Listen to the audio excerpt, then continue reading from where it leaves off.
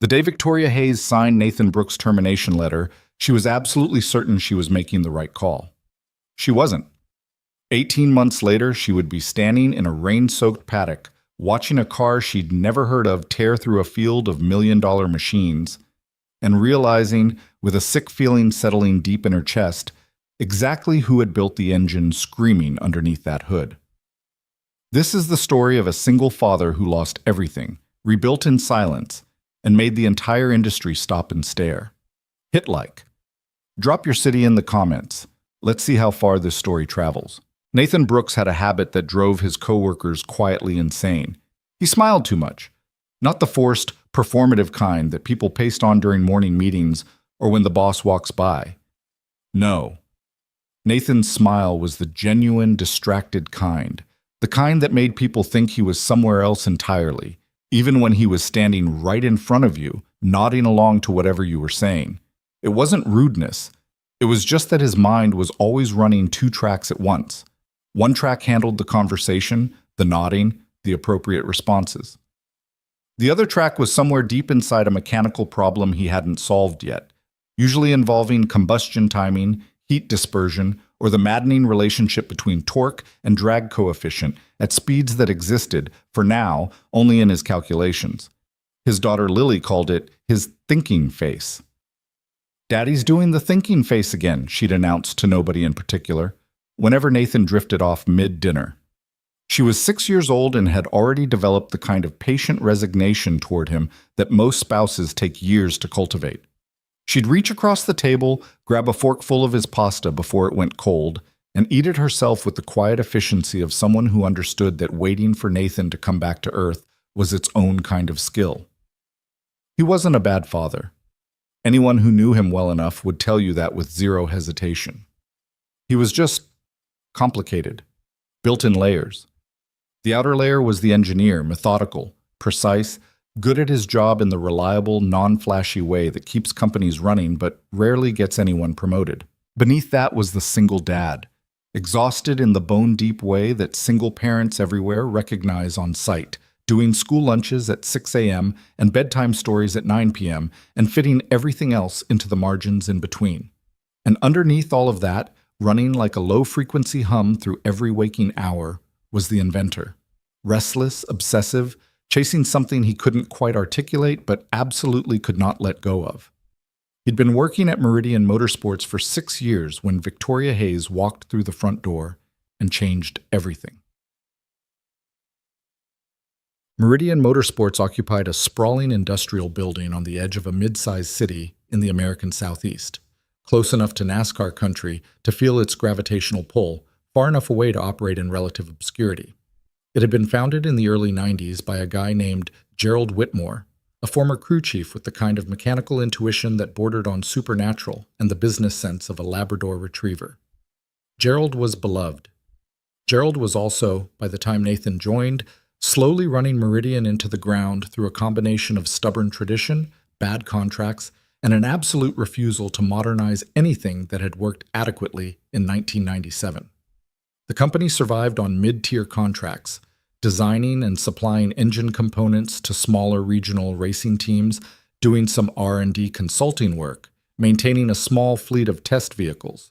It wasn't glamorous, but it paid, and it employed about 60 people who showed up every morning because they genuinely loved what they did and didn't know where else they'd go. Nathan fit in there like a puzzle piece that belonged to a different box, but happened to be exactly the right shape. He'd come from a mechanical engineering background, spent 2 years at a larger automotive manufacturer before the layoffs hit and sent him scrambling, and landed at Meridian through a mutual contact who told Gerald that Nathan was the kind of guy who won't make you rich but won't embarrass you either. Gerald had hired him based on that ringing endorsement, and Nathan had spent the next 6 years proving it partially accurate. He was good. Not brilliant, or rather, nobody at Meridian had any idea he might be brilliant, because Nathan had never given them reason to look past the surface. He did his assigned work with quiet competence. He showed up on time. He never started drama. He fixed problems without being asked and never complained when he wasn't credited. He was, in the vocabulary of middle management, a solid contributor. What nobody at Meridian knew What Nathan had told approximately 3 people in his entire life was that for the past 22 months, he had been building something in his head. Not just tinkering, not just daydreaming, actually building in the way that real invention works, obsessively, iteratively, filling notebooks that he kept locked in a fireproof box under his workbench, running calculations that spilled across his laptop at 11 p.m. while Lily slept in the next room. He called it, with the complete lack of flair that characterized most of his communication, Project Ember. The core idea was an internal combustion engine design that rethought heat recapture in a way that, if his numbers held up under real-world conditions, could produce a meaningful efficiency gain without sacrificing the raw power output that racing demanded. In simple terms, more speed, less waste, smaller margin for thermal breakdown during extended high-performance operation. In practical terms, the kind of advantage that would make every serious racing team on the continent want to know who built it. He'd never breathed a word of it at work, not because he was hiding it exactly, more because he knew how ideas like his got received in environments like Meridian. You talked about a big, half-finished idea before you could prove it, and the idea became a joke, a Nathan thing, a distraction. He'd seen it happen to other engineers, watched good instincts die in conference rooms because the person carrying them opened their mouth 6 months too early. So he waited. He calculated. He filled the notebooks. He smiled the thinking smile at dinner and let Lily steal his pasta and kept running the 2 tracks simultaneously, every single day, waiting for the moment when he'd have something real enough to show. He was still waiting for that moment when Gerald Whitmore sold the company. The announcement came on a Tuesday morning in early October via an all-hands email that arrived at 8:47 a.m. and emptied the break room of coffee conversation within approximately 90 seconds. Gerald was stepping back. The company had been acquired by a private investment group called Vantage Capital Partners, effective immediately. A new CEO would be installed to lead Meridian through what the email called an exciting period of strategic realignment, which was the kind of language that had been making people's stomachs drop since the invention of corporate euphemism. The new CEO's name was Victoria Hayes. Nathan looked her up the same way everyone else did: LinkedIn, a few industry articles, whatever came up in the first 2 pages of a search. What came up was impressive, and not in a way that felt particularly warm toward 60 people who loved their jobs and didn't move very fast. Victoria Hayes was 30 years old. She had an MBA from Wharton, a brief stint at a Formula One technical consultancy in Europe, and then 3 years as a turnaround specialist at Vantage Capital, where she had, by all accounts, successfully restructured 2 struggling manufacturing companies. The word restructured appeared in every article. It appeared the way that word always appears, as a polite container for something considerably less gentle. She walked into Meridian on a Thursday morning carrying a leather portfolio and wearing an expression that managed to be completely neutral while somehow communicating that she had already formed preliminary opinions. She was medium height, sharp-featured, the kind of person whose posture alone told you something about how they operated. She introduced herself to the assembled staff briefly, said the right things about respecting the company's legacy and looking forward to understanding the team, and then got to work in a way that suggested the introductory pleasantries had been scheduled for exactly as long as she'd allowed them. Nathan's first one-on-one with her was 3 weeks after she arrived. He almost forgot about it and showed up 2 minutes late, which he could tell landed poorly even though she didn't say anything about it directly. Her office still had Gerald's furniture in it: worn leather chairs, a bookshelf full of racing memorabilia and technical manuals, a small model of a 1969 Dodge Charger on the windowsill that Nathan had always quietly admired. Victoria hadn't changed any of it yet, which he took as a sign that she was the kind of person who observed before she acted. Later, he'd realize he should have paid more attention to that. "Nathan Brooks," she said, reading from her portfolio rather than looking up when he sat down. 6 years with Meridian, senior engineer, engine systems and component design. That's right. You've been part of some projects that went over timeline. She said it the way someone states a fact rather than lodges an accusation, which somehow made it feel worse. The Hargrove contract ran long, yeah. There were some supply chain issues with— I've read the notes. She looked up then, and her eyes were very direct. Not unkind exactly, just precise. I'm not here to relitigate the past. I'm here to understand where we're going. She asked him a series of organized, methodical questions about his current workload, his assessments of departmental bottlenecks, his opinions on where Meridian was losing efficiency. It was a good interview. She was clearly smart and genuinely curious about the technical details in a way that some of the finance background executives he'd encountered were not. He answered honestly, probably more honestly than was strategically wise, because honesty was just his default setting, and he'd never fully figured out how to recalibrate it for politics. What he did not mention was Project Ember. He came close. There was a moment, she asked him, almost offhandedly, whether he thought Meridian had any untapped technical capability that wasn't being properly leveraged, and he felt the answer rise up in his throat the way a wave rises before it breaks. He swallowed it. Not the right time. Not yet. He needed another few months on the calculations. He needed to be certain. Probably some efficiency gains available in our testing protocols, he said instead. Victoria wrote something in her portfolio and moved on. He walked out of her office with the specific, quiet discomfort of someone who knows they've made a decision that they can't yet evaluate. Well, November came, then December. Nathan worked days at his desk at Meridian and nights in the cramped second bedroom of his apartment that he'd converted into something between an office and a disaster zone, where graph paper and printed simulations competed for surface area with Lily's artwork and the occasional abandoned crayon. His friend Marcus Webb had started asking questions. Marcus was the kind of friend that most people have one of if they're lucky. The kind who had known Nathan long enough to have no illusions about him and had made an affirmative choice to stick around anyway. They'd met in college, lost touch for several years, reconnected when Nathan's divorce was finalizing, and Marcus, who was going through his own rough stretch, had shown up at Nathan's apartment with a case of cheap beer and the willingness to sit there without requiring any particular conversation. Marcus didn't work in engineering. He ran a small automotive repair shop. Nothing fancy, just a solid neighborhood operation that stayed busy through word of mouth and Marcus's fundamental belief that you should charge people fairly and actually fix what you said you were going to fix. He had a large garage attached to the shop with better equipment than most small operations, because Marcus spent money on tools the way some men spent money on boats.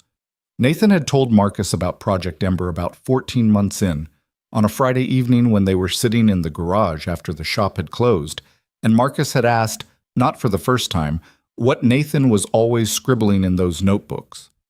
Marcus had listened to the whole explanation with his beer resting on his knee and his eyes doing the thing they did when he was actually processing something rather than waiting to talk. "So you're saying it's better," Marcus had said when Nathan finished.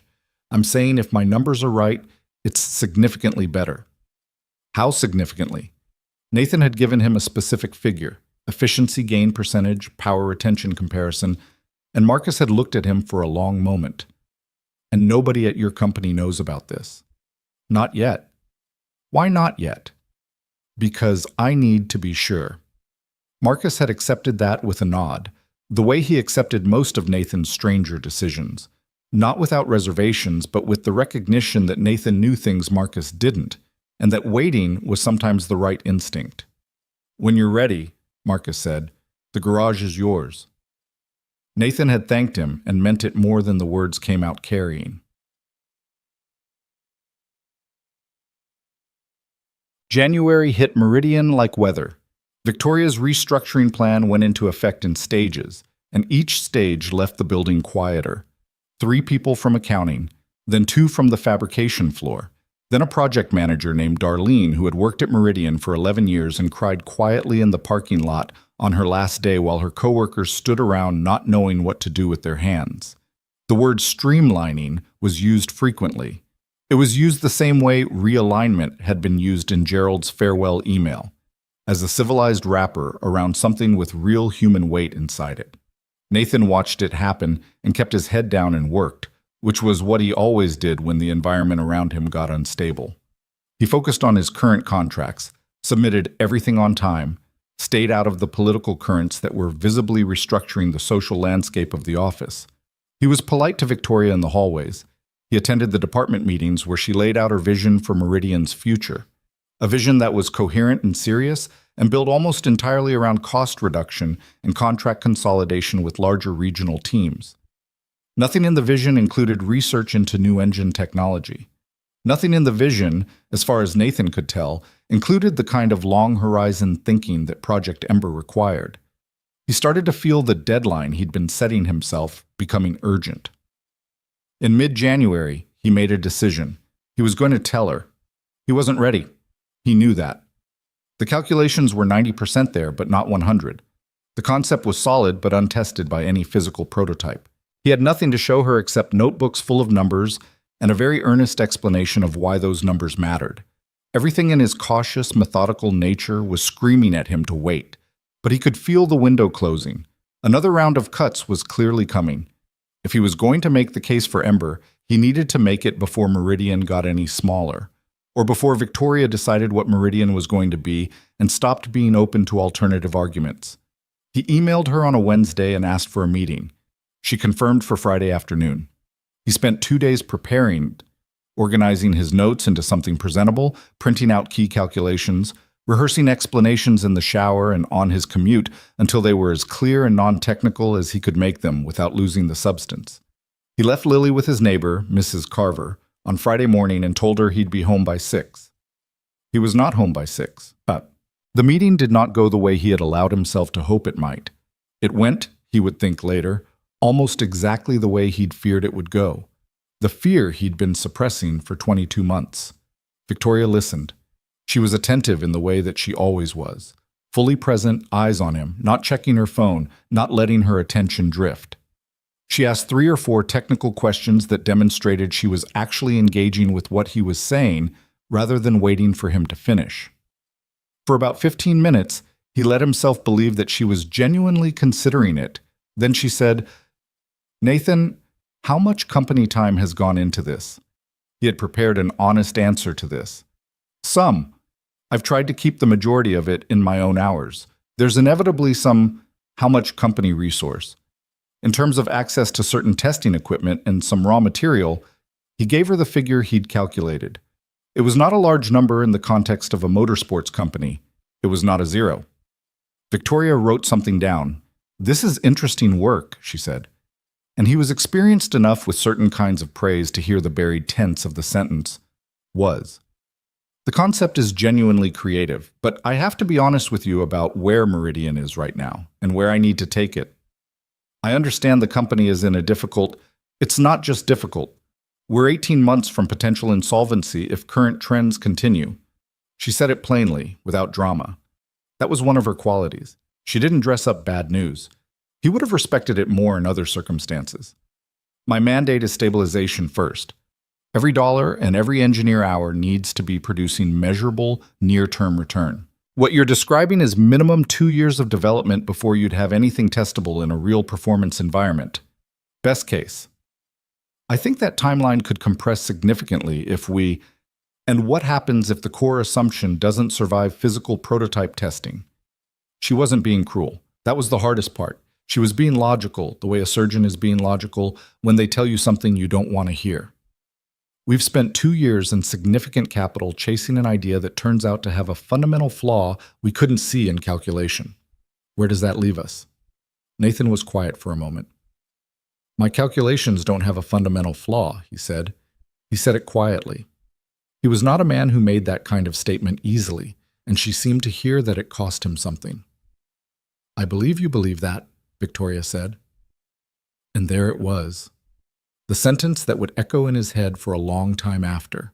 Not unkind, not dismissive, completely devastating in its careful distinction between his conviction and her confidence in it.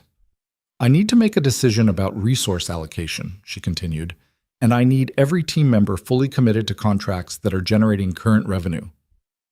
I can't have a senior engineer split-focused. I've never let it affect my core work.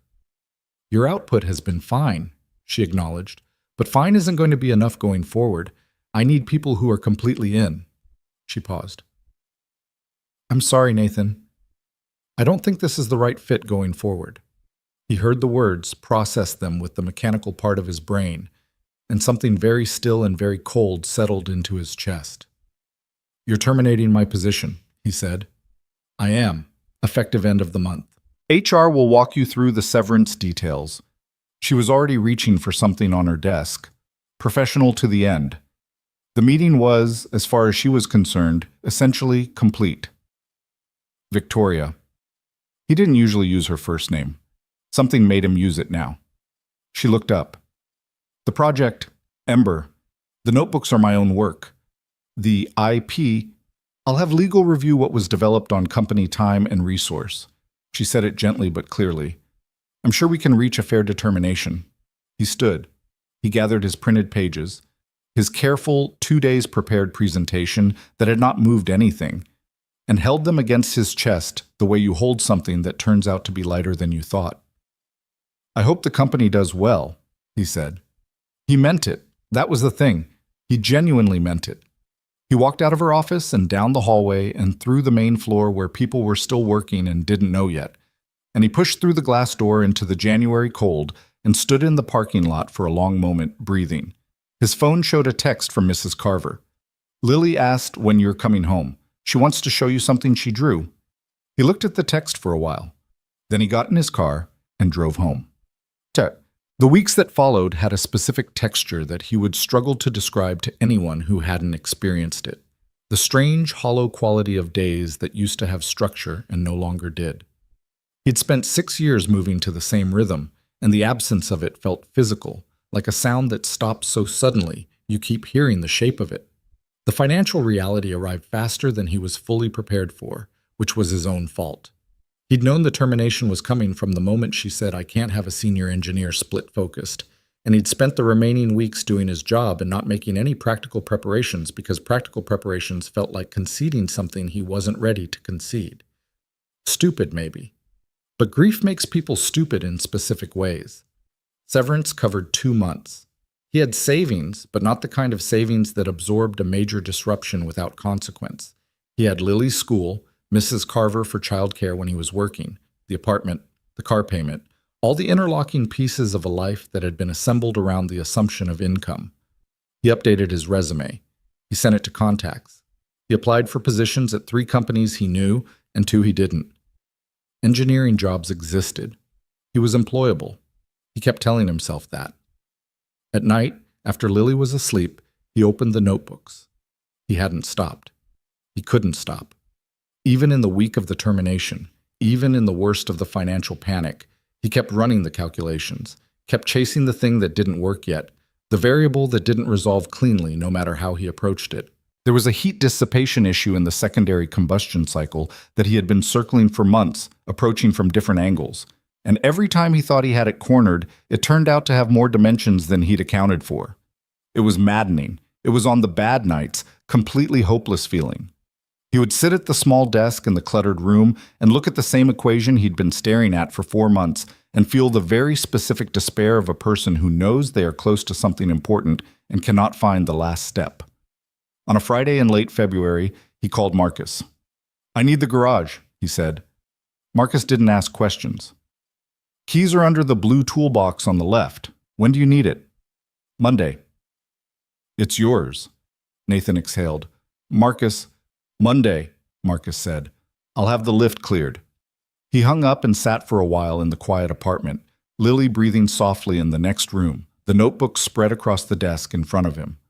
Outside the window, the city did what it always did, moved around its business without noticing or caring about any particular person's specific private crisis. He picked up a pencil. He started working. He had told one other person about Project Ember. Her name was Diane Okafor, and she had been, the head of performance testing at Meridian.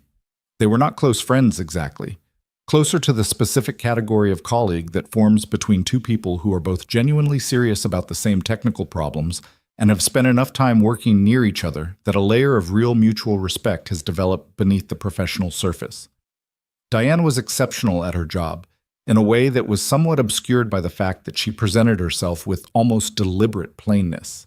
She wore the same rotation of practical clothing, kept her desk scrupulously organized, spoke in short sentences that contained almost no verbal padding.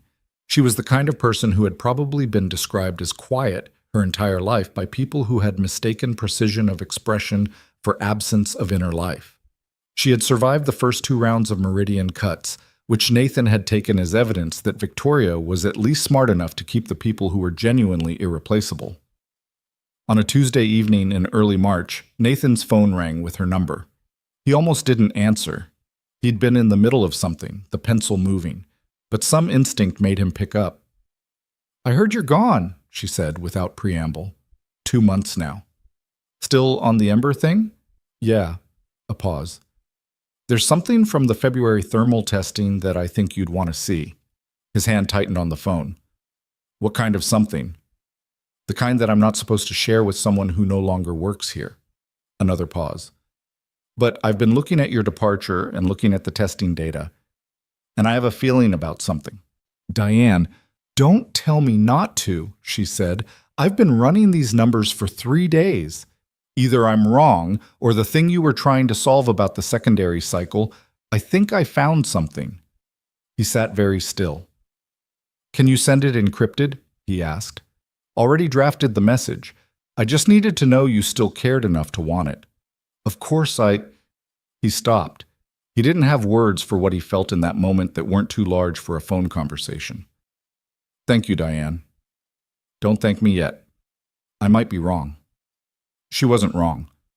He stayed up until 3 a.m. with her data spread across his screen and his notebooks and the pencil moving so fast he broke 2 leads. And somewhere around 2 in the morning, the last stubborn variable resolved itself with such sudden clarity that he actually sat back and laughed, a short, surprise sound that came out almost like a cough. Lily appeared in the doorway in her pajamas, squinting. "Daddy, it's nighttime." "Yeah, sweetheart, go back to sleep." "Why are you laughing?" He looked at her, this small person who had eaten his pasta and waited patiently through the thinking face and grown up watching him chase something she was too young to understand. "I think I figured something out," he said. She considered this. "Okay," she said, in the tone of someone reserving judgment. She shuffled back toward her room. "You should sleep too." In a bit, he turned back to the notebooks. He had the answer. After 26 months of calculation and obsession and failure and trying again, he had the answer. Now, he just had to build it. Bam. The next morning, he drove to Marcus's garage with 3 notebooks and a printout of Diane's testing data and a thermos of coffee that he'd made too strong and didn't care. Marcus was there, opening up the shop, and he looked at Nathan's face and said, without any preamble, "You got something." "I got something." Marcus nodded slowly. "How big?" Nathan thought about how to answer that.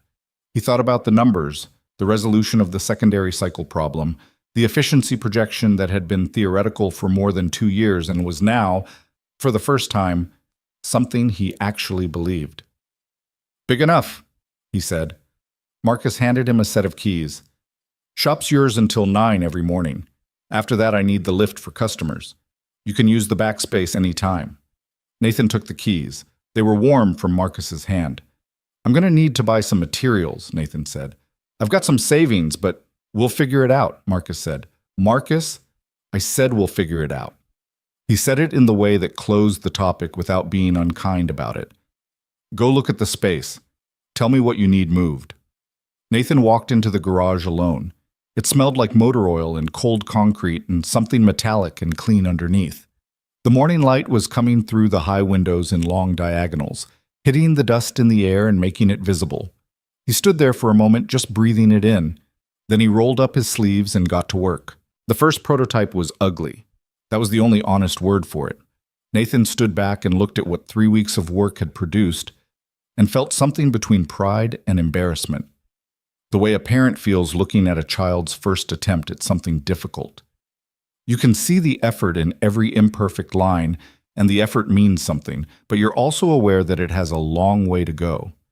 It sat on Marcus's workbench like a mechanical argument, mismatched components sourced from 4 different suppliers, held together in places with fittings that worked but didn't match, annotated in Nathan's handwriting on strips of masking tape because he hadn't gotten around to a proper labeling system yet. The secondary combustion assembly was jury-rigged in a way that made Marcus, who had come over to look on a Saturday morning with 2 coffees, tilt his head and say nothing for a long moment. "Go ahead," Nathan said. "I didn't say anything." "You were about to." Marcus scratched the back of his neck. It's a lot of tape. The tape is temporary. Uh-huh. Huh? Marcus handed him one of the coffees. How's it run? I haven't run it yet. You've been here 3 weeks. I've been building it for 3 weeks. Running it is different. Running it means finding out if something fundamental is wrong. Nathan wrapped both hands around the coffee cup. I needed to get it right first. Marcus looked at him with the particular expression he'd developed over 20-some years of friendship for moments when Nathan was doing the thing where he intellectualized a fear into something that sounded like caution. He didn't push it. He just drank his coffee and waited. Nathan ran it the following Tuesday. He did it at 6 in the morning, 2 hours before the shop opened, in the gray early light with the garage doors cracked just enough to manage exhaust. He'd set up a basic monitoring rig on the bench across from the prototype. Nothing sophisticated, just enough instrumentation to capture the critical data points he needed to evaluate. His hands were steady when he made the final connections. His hands were always steady when he worked. It was the rest of him that had trouble. He stepped back. He checked the connections one more time. He looked at the notebook open on the workbench beside him, the final version of the ignition sequence mapped out in blue pen. He started it. The sound it made was rough, much rougher than it would eventually be with proper tolerances and matched components, but that wasn't what he was listening for.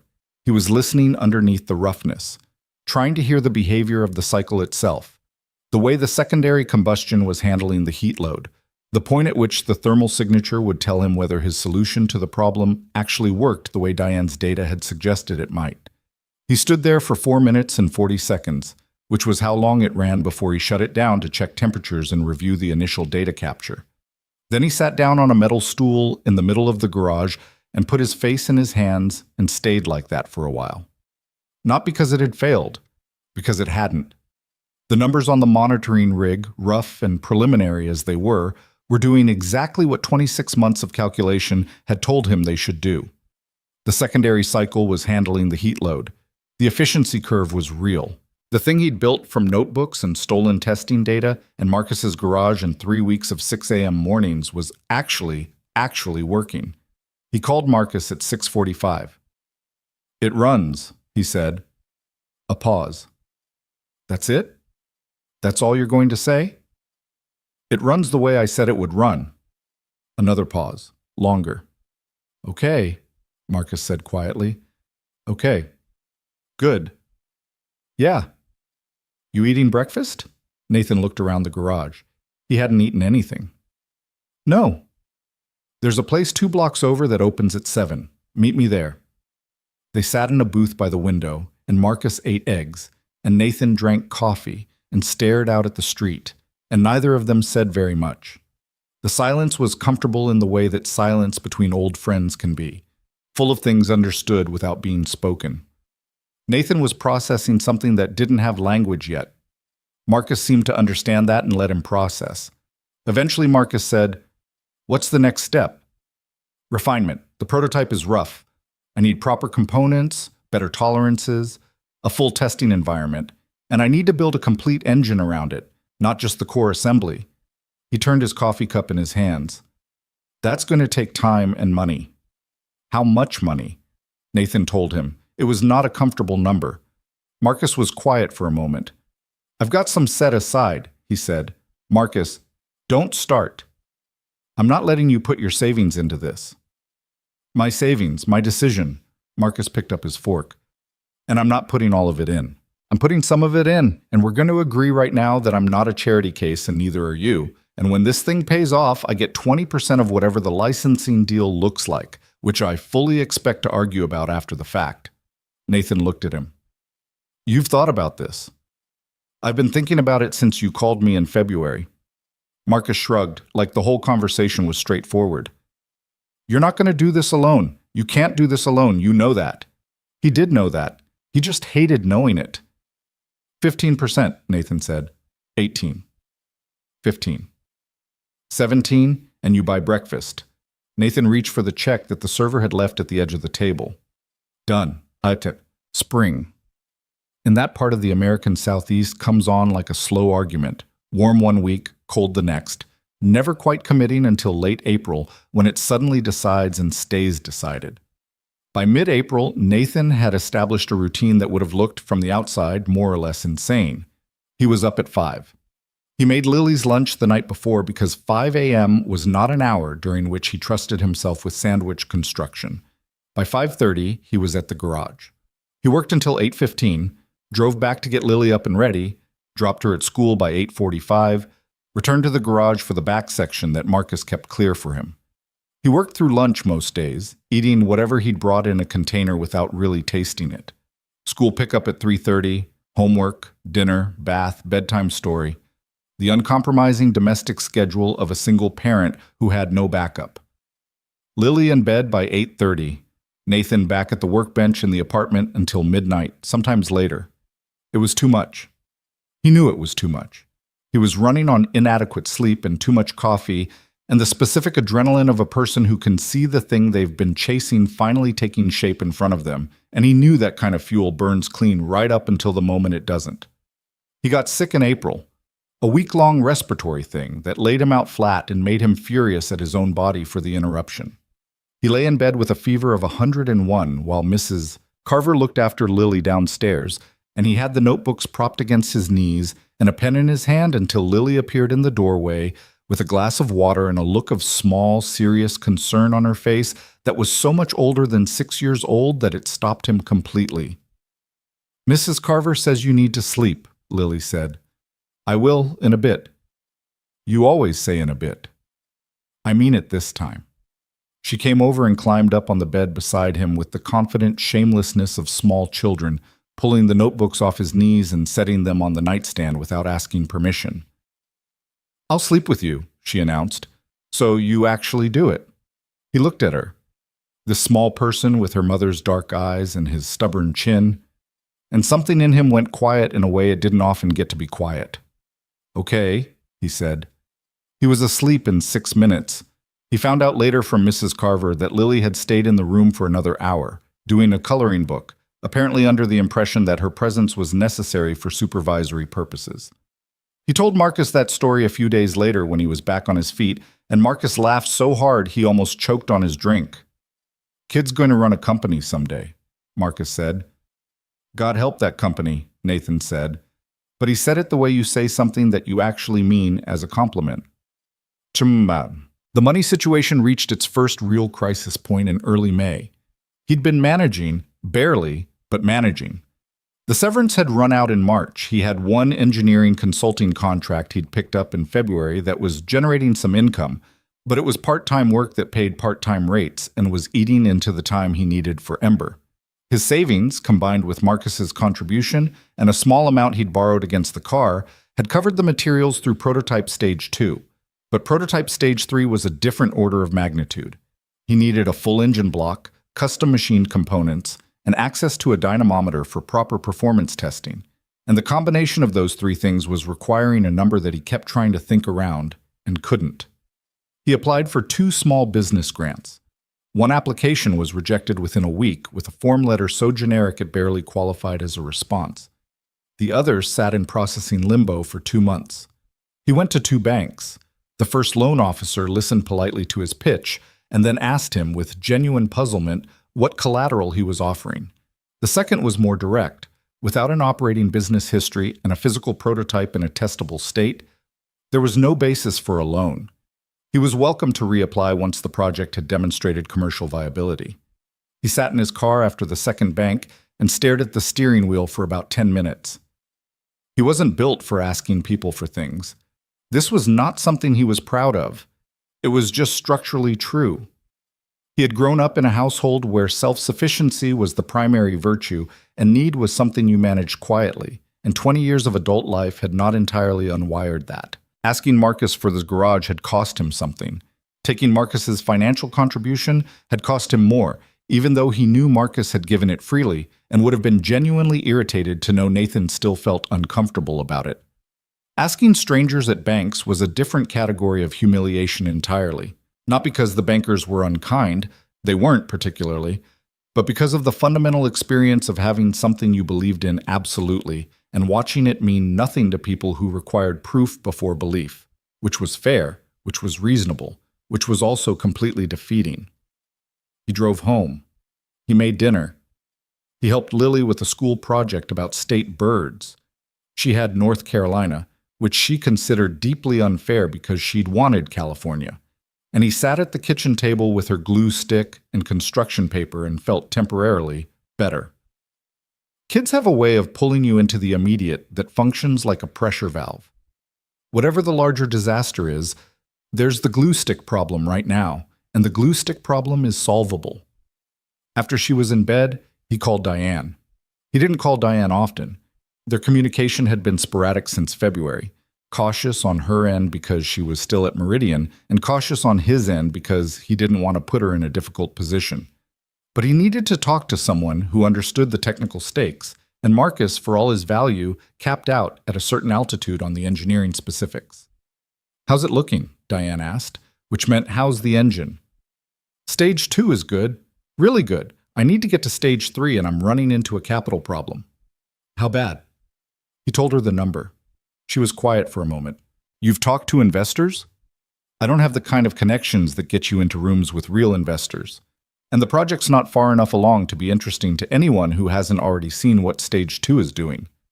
"What about motorsports people? Team owners? Technical directors? Who's going to take a meeting with a guy who got fired from a mid-tier engine company and wants to pitch them a new engine he built in a garage?" Diane was quiet again. It wasn't a silence of disagreement. It was the silence of someone who knew he was right and didn't have a comfortable counter. "Keep going," she said finally. "Find a way to keep going. That's the plan." "I mean it, Nathan. What's on that rig? What I saw in the February data, what you're telling me Stage 2 is producing. That's real. Don't let the money problem convince you the technical problem isn't solved. The technical problem is solved." He held on to that after he hung up. He held on to it the way you hold on to a specific thing when everything peripheral is falling away. Find a way to keep going. Okay? Okay? So how?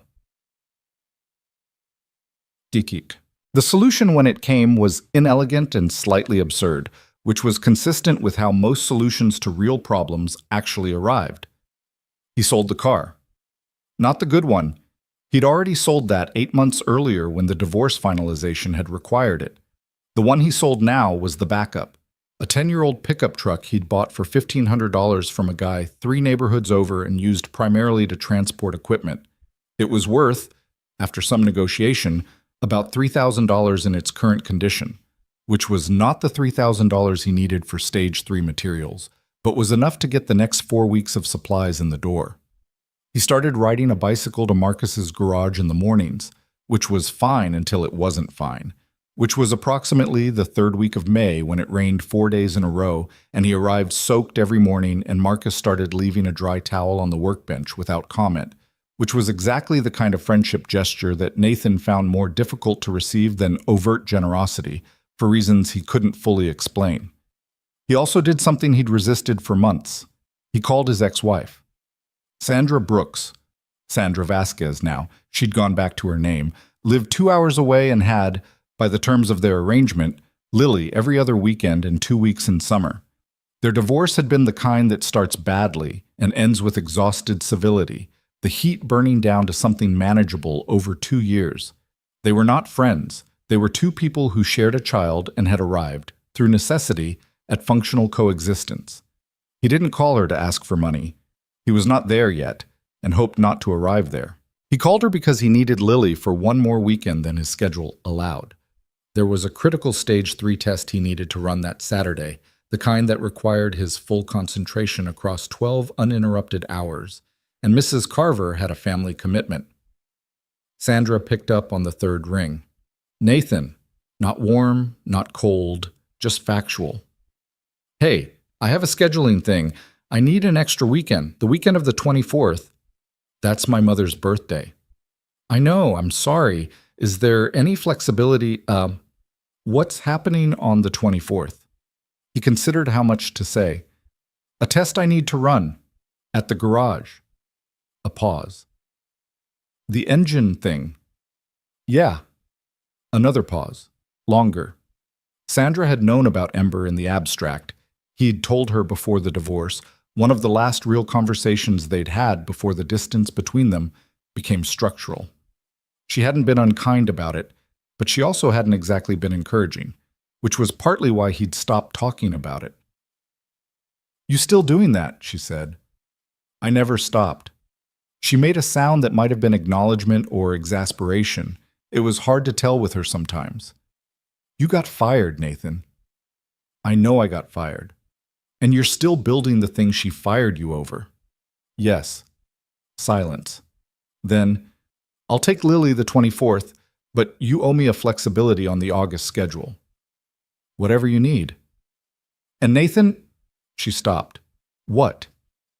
Just another pause. He could almost hear her deciding something. "I hope it works.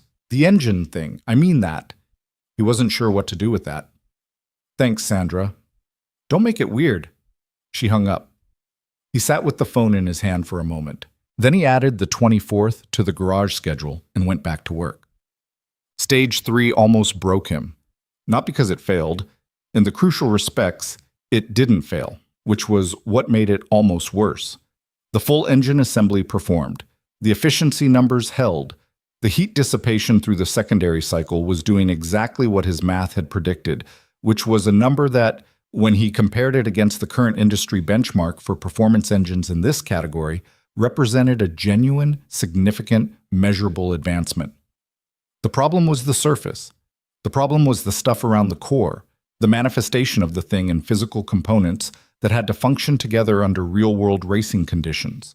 Sustained high RPM over extended duration, thermal stress, vibration, the 100 variables that existed in an actual car on an actual track that a garage setup could only partially simulate. He found 3 separate issues in Stage 3 that required him to go back into the notebooks. 2 of them were solvable within a week. The third was a materials problem, a specific component in the exhaust management system that was not performing to the necessary tolerance under extended thermal load. He spent 11 days on it. 11 days of running tests, pulling the assembly, adjusting, rebuilding, running again. Marcus watched him from the doorway of the shop sometimes in the late afternoon, saying nothing, but present in the way that counted. Lily brought him drawings to put up in the garage. A race car. A fire. A picture of a man she identified as daddy working that featured what appeared to be a very large wrench and a determined expression. He tacked them to the wall above the workbench with electrical tape. On the 11th day, working at 11 p.m. in the back section of the garage, he found the materials adjustment that solved the exhaust issue. It was not an elegant solution. It required a component substitution that added cost and marginal weight, but it worked, and sometimes working is what you need the solution to do. He didn't laugh this time, the way he had after the first run. He just sat down on the floor with his back against the workbench and breathed for a while. The engine worked. Not perfectly. It would never be perfectly finished, not the way he'd imagined it in his best moments of abstraction. Real things were never the same as imagined things. There were rough edges, compromises, places where the physical reality of manufacturing had forced him to accept something less than the ideal. But it worked in the ways that mattered. The core innovation was intact and performing. The efficiency gain was real. The power-to-thermal management ratio was what he'd promised himself it would be 2 years and 4 months ago, when the whole thing had been nothing but numbers in a locked box under a workbench. He called Marcus. "It's done," he said. "The Stage 3? The engine, it's done," or "It's done enough." He heard Marcus exhale.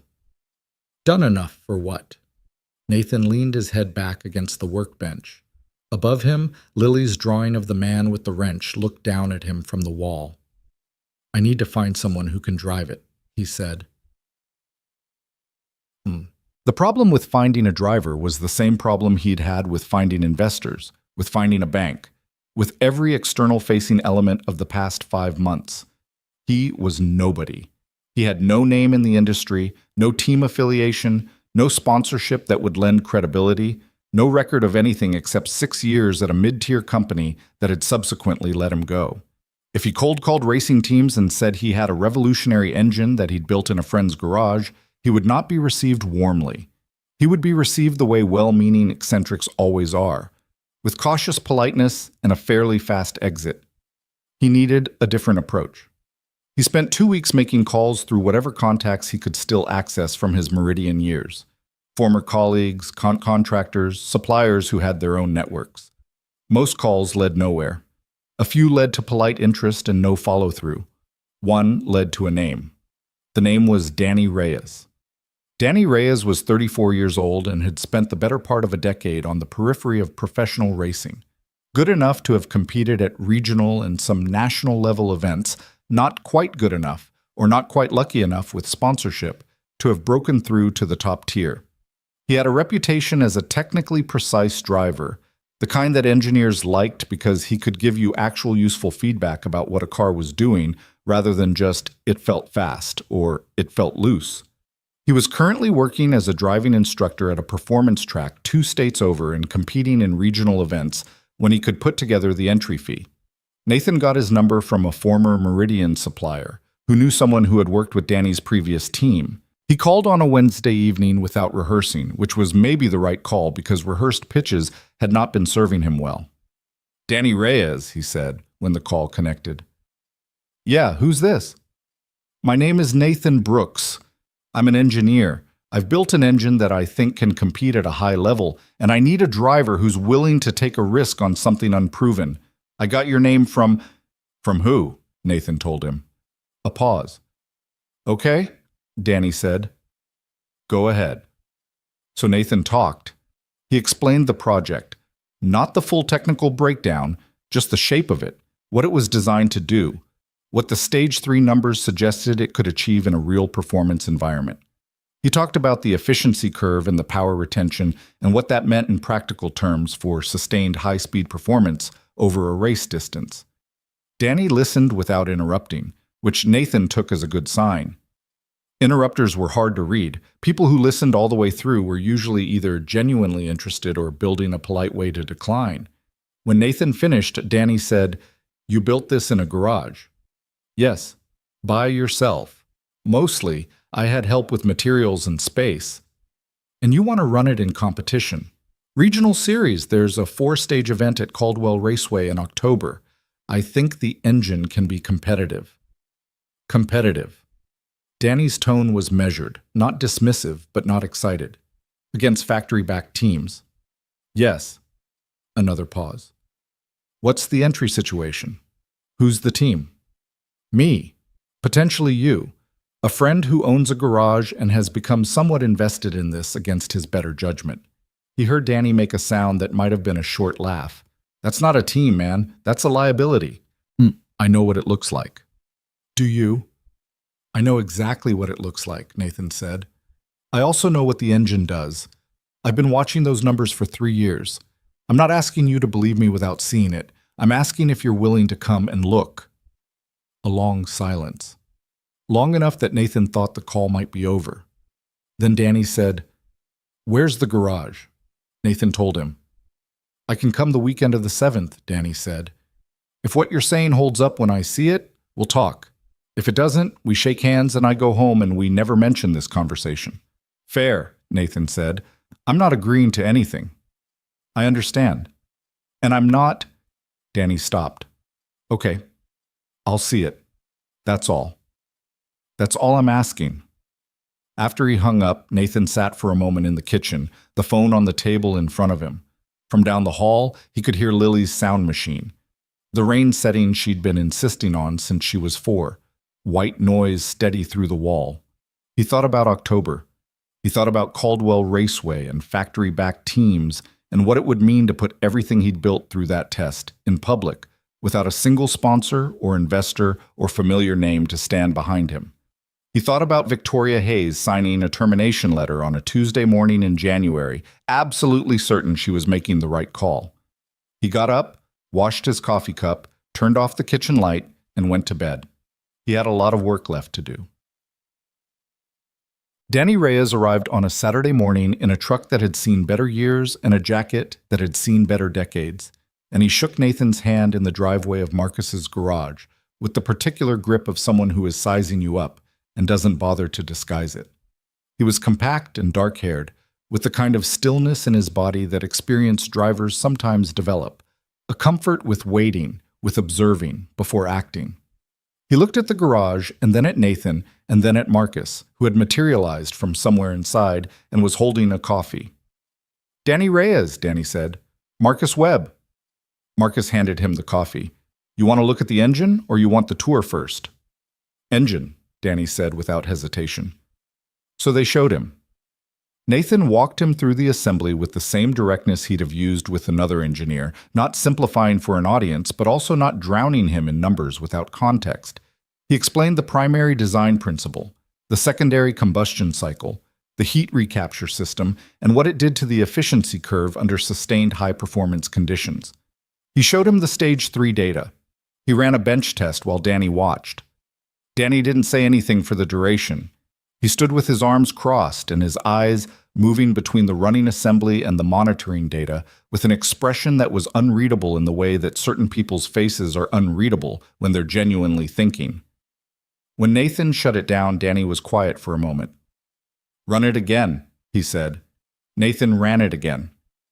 When it stopped the second time, Danny uncrossed his arms and looked at the numbers on the monitoring rig. "That efficiency number," he said, "under sustained load. That's real," Nathan said. "That's not a bench anomaly. I've run Stage 3 47 times. That number holds." Danny looked at him. "You've been running this thing 47 times. I count." Danny looked back at the engine. Something shifted in his face. Not dramatic, not the movie version of a man being converted by sudden revelation. Smaller than that. The private recalibration of someone who came in skeptical and has been given a reason to reconsider. "Caldwell in October," Danny said. "The Regional 4 stage." "Yes." "You know what the field looks like at Caldwell? Who's running?" "I know. Holcroft Motorsports fields 2 cars there, backed by Denner Industries." Danny said it the way you'd say a weather fact. Just information. "Those are factory-prepared machines. Budget we're talking about is 30 times whatever you've spent here." "I know. And you think this engine competes with that?" Nathan didn't hesitate. "I think this engine wins." Danny looked at him for a long moment. The garage was quiet except for the cooling tick of the engine and, somewhere outside, a car going past on the street. "I haven't driven a race in 8 months," Danny said. "You know that." "I know. And I'd be driving an untested car with an untested engine that some guy built in." He gestured at the garage. "Yes." "For what? Prize money in the story." "And because you'd be driving something nobody has ever driven before," Nathan said. "And because the numbers are real. And because—" He stopped. He almost said something about what it meant, about the months and the notebooks and Lily's drawings on the wall and the bicycle in the rain. He didn't say any of that. "Because I need someone good enough to tell the difference." Danny held his gaze for a moment. Then he looked away, at the engine, at the data still on the screen. "I want a week in the car before Caldwell," he said. "Proper track time, not a parking lot." "I can arrange that." "And I want to understand the engine, not drive blind. I want to know what it's doing, what it needs, where the limits are." "I'll teach you everything I know." Danny nodded slowly. It wasn't enthusiastic. It was the nod of a man making a calculated decision with incomplete information, which was, Nathan thought, exactly the right response. "Okay," Danny said. "We try." Marcus, who had been leaning against the far wall throughout this entire exchange with the careful neutrality of someone who knew when not to speak, let out a breath that had apparently been waiting a while. "Good," Marcus said. "Now, somebody tell me what we need to build a car around this thing, because I've got a contact at a salvage operation in Greenville who owes me a favor and I want to call him before he changes his mind about that." Nathan looked at him. "You already found a chassis?" "I found a potential chassis. There's a difference." Marcus was already reaching for his phone. "You two figure out the driver details. I'm going to go have a conversation about a 2019 spec frame that a man in Greenville tells me is in better shape than it has any right to be." Danny watched Marcus walk out of the garage, phone to his ear, already talking. Then he looked at Nathan. "How long have you known him?" Danny asked. 22 years. "He do everything this fast?" Nathan thought about Marcus showing up with beer during the divorce, about the key under the blue toolbox, about the dry towel on the workbench. When it matters, Nathan said. Danny looked at the engine one more time. Then he finished the coffee Marcus had handed him at the beginning, set the cup carefully on the workbench, and rolled up his sleeves. "Show me the data from Run 47, he said. "I want to see what happens at the top of the RPM curve." Nathan pulled up the notebook. They worked until the shop lights came on automatically at dusk, and neither of them noticed the time. The chassis Marcus found in Greenville was, as advertised, in better shape than it had any right to be. It was a 2019 spec frame that had been retired from regional competition after its previous team folded mid-season, not from mechanical failure, but from the far more common catastrophe of an investor pulling out 6 weeks before a race. The frame itself was structurally sound, the suspension geometry intact, the roll cage solid. It needed work, but the kind of work that Marcus's garage was equipped to handle. New brake lines, a full suspension refresh, bodywork on the rear quarter that had been sitting damaged since a paddock incident nobody had bothered to document properly.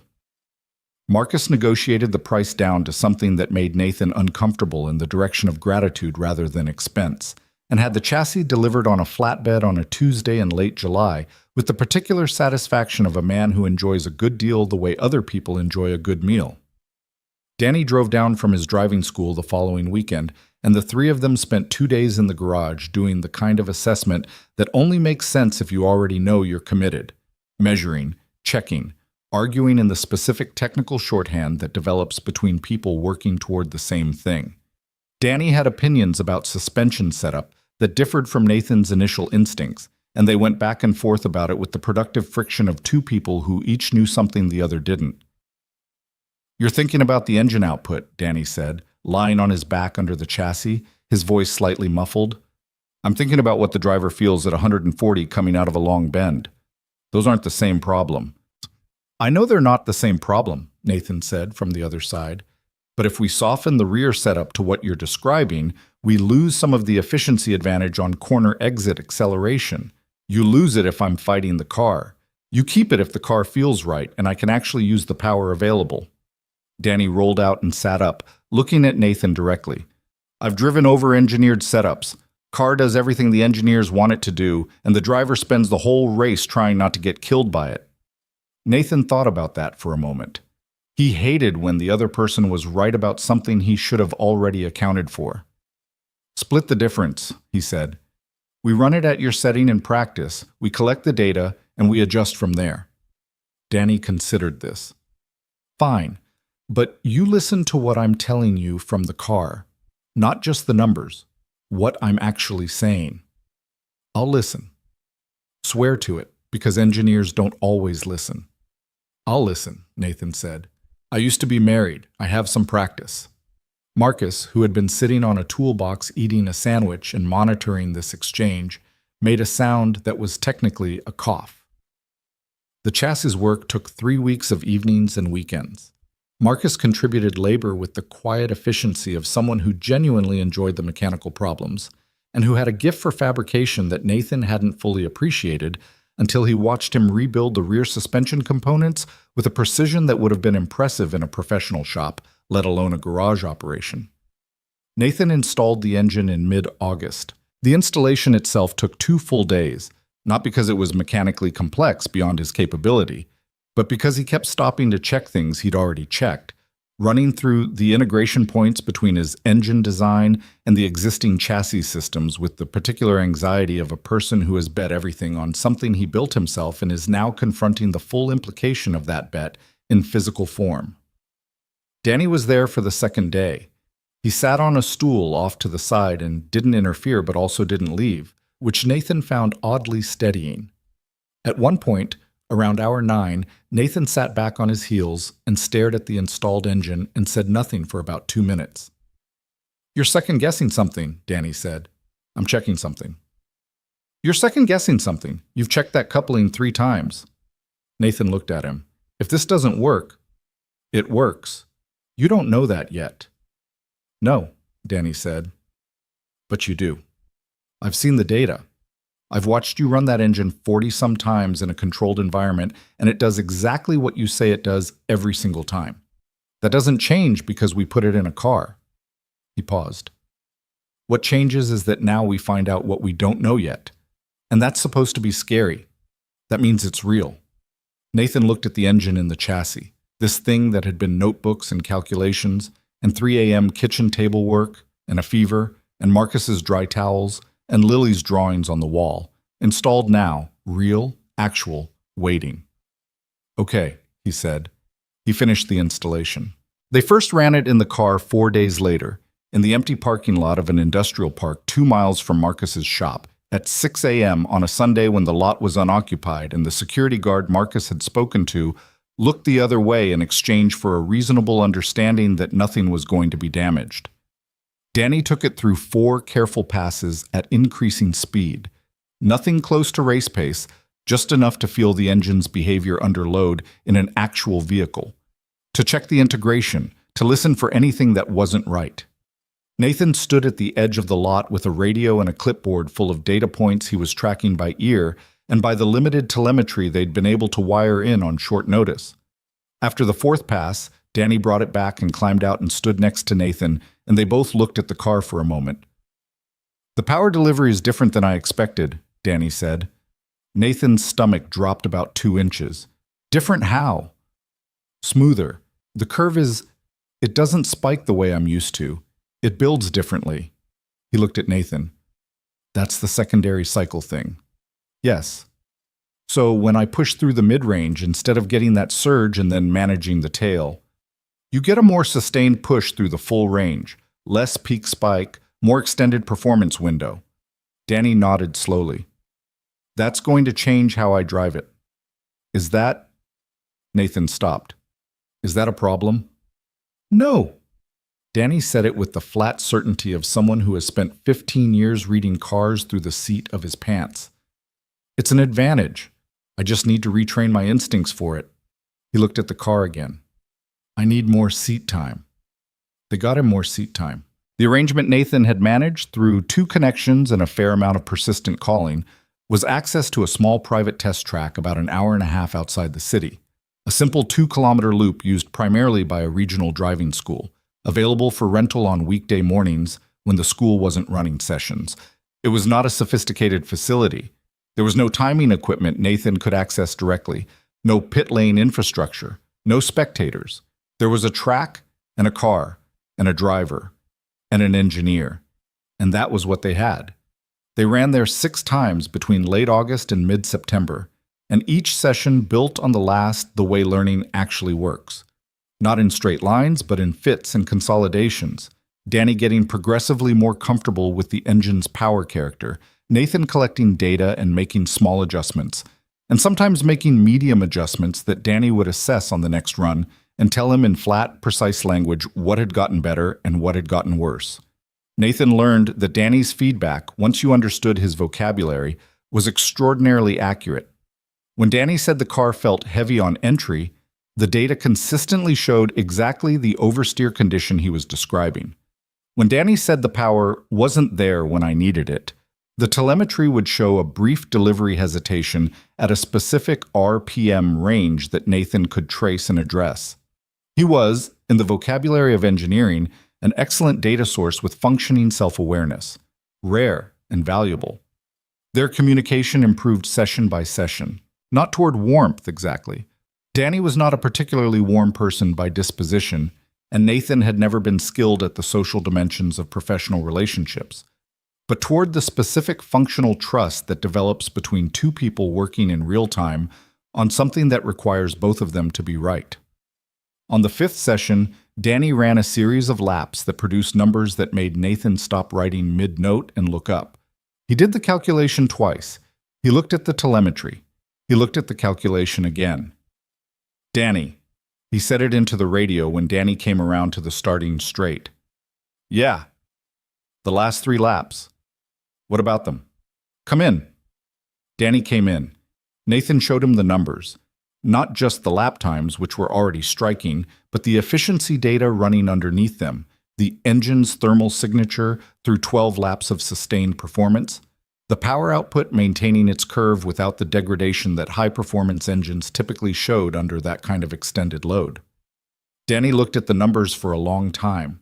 He had the helmet off and his hair was damp, and he looked like a man who had been concentrating very hard and was now processing an unexpected result.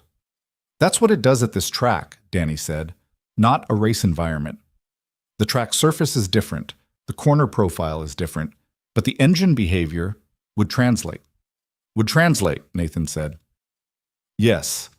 Danny set the papers down carefully. How does Holcroft's power unit look in sustained performance? Nathan knew. He'd done the research months ago. It spikes higher but starts losing efficiency after 8 or 9 laps of sustained pressure. And we stay flat. Danny stood there for a moment with his hands on the roof of the car, looking at the numbers. Something was happening on his face that was not quite excitement. Danny wasn't built for excitement as an outward expression, but was something real underneath the reserve, some private reckoning. Caldwell is 12 laps per stage, Danny said. Yes. At sustained race pace. Yes. Danny looked at him. You built something, he said. It came out simple, without particular emphasis, which was why it hit the way it did. Nathan looked at the data. Yeah, he said. I think I did. They drove back to Marcus's garage without talking much, which was fine. Some things didn't need words wrapped around them to be understood. September moved fast in the way that time moves when you're running out of it. The Caldwell Regional 4 stage was scheduled for the second weekend of October, which meant 6 weeks of preparation that needed to cover mechanical finishing, regulatory compliance, logistics, and all the administrative scaffolding that surrounds motorsports competition, even at the regional level. Entry fees, technical inspection documentation, insurance, the particular taxonomy of forms that exist to ensure that people doing dangerous things have at least acknowledged the specific dangers in writing.